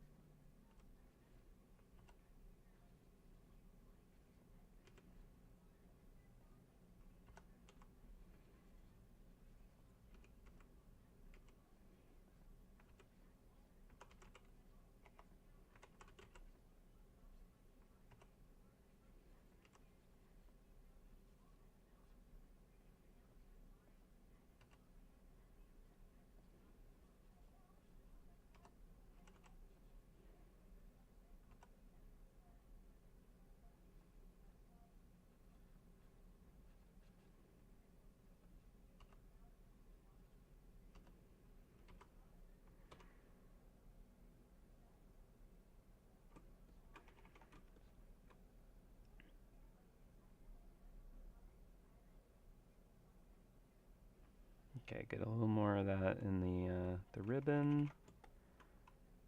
And I think we're pretty much good to go.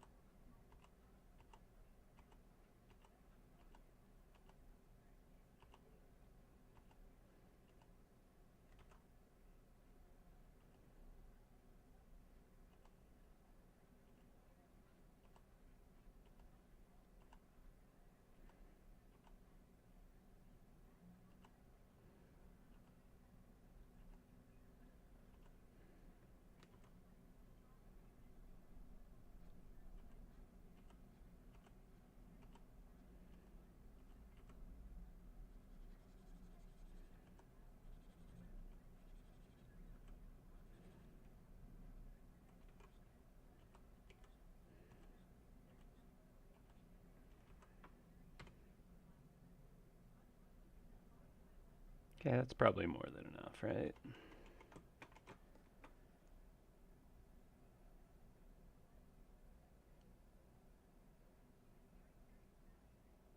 I think so.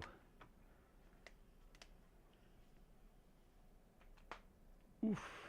Alright. Definitely a Larry sandwich inside, right? Alright, let's take a look with the other gift boxes in place. Turn off the sphere test.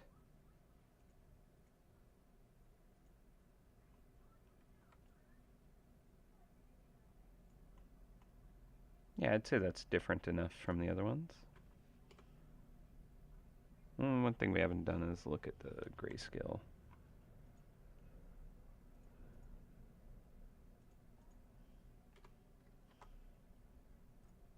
Alright, color profile, preview settings.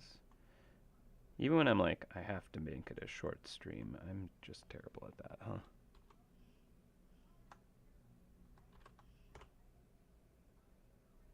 Yeah. Alright, I like it. Saving.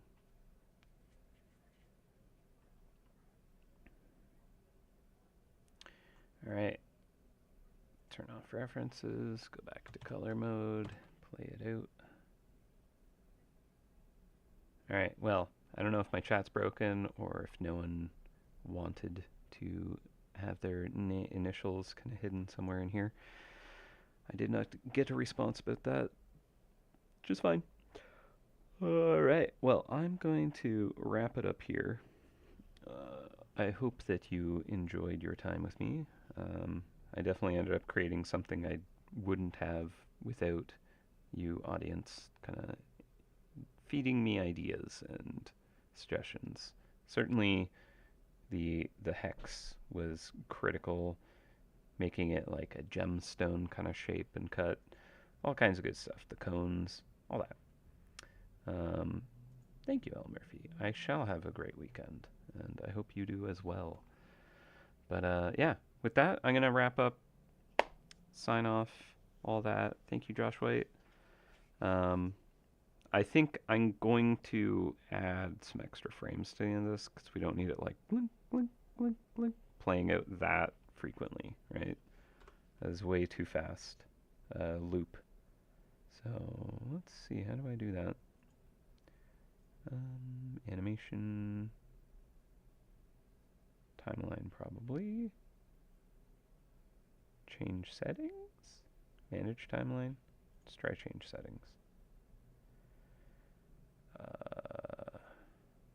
Maybe not. Might be that, but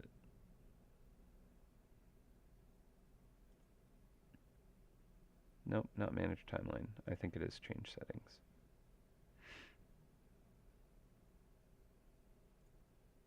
Yeah, not frame rate. Okay. Change settings. Let's put it to...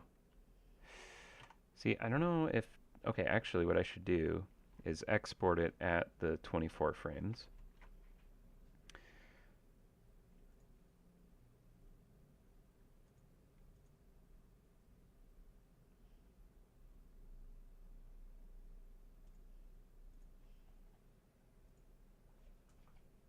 Right, export animation, that's it. Animated sticker, I think is the right one. Glint. Okay, so exporting that at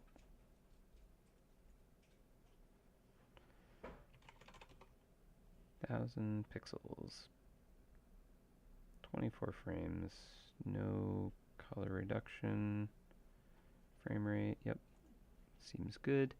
Okay, and then let's try that where we add in an extra couple of seconds of delay and see if that file size is any different. So 6.5 megabytes, it's 1000 pixels. Alright, so timeline, change settings. Let's put it to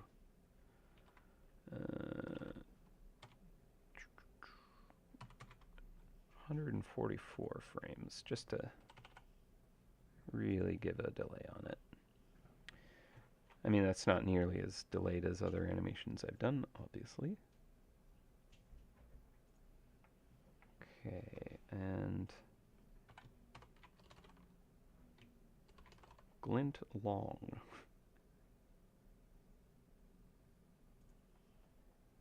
Okay, so that's 1000 pixels. Cool, okay.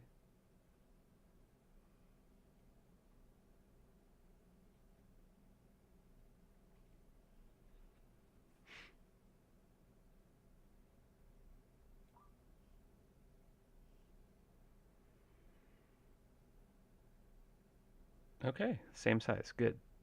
I was worried it would just fill unnecessary data, but same size. That makes sense. As it should be. All right, cool. Well, I'll just do a proper export. Just so that we have them. Shop. For inventory, I think those are 80.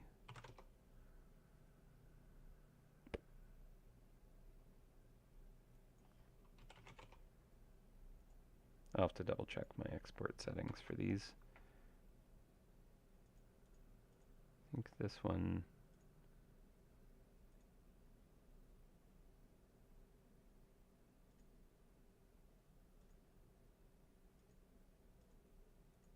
make that inventory. This one I think is 80.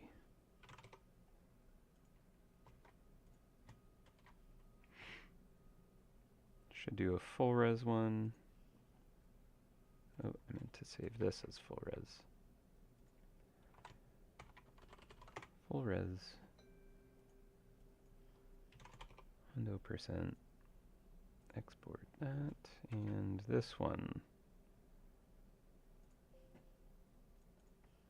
is the magically weird 333.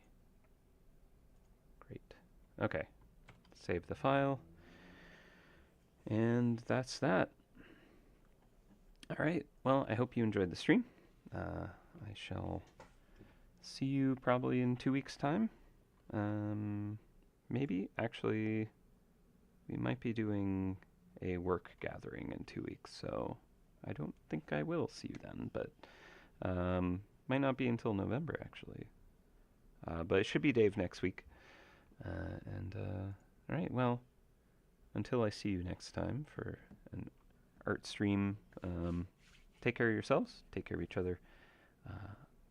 I shall catch you later. Bye for now. Bye.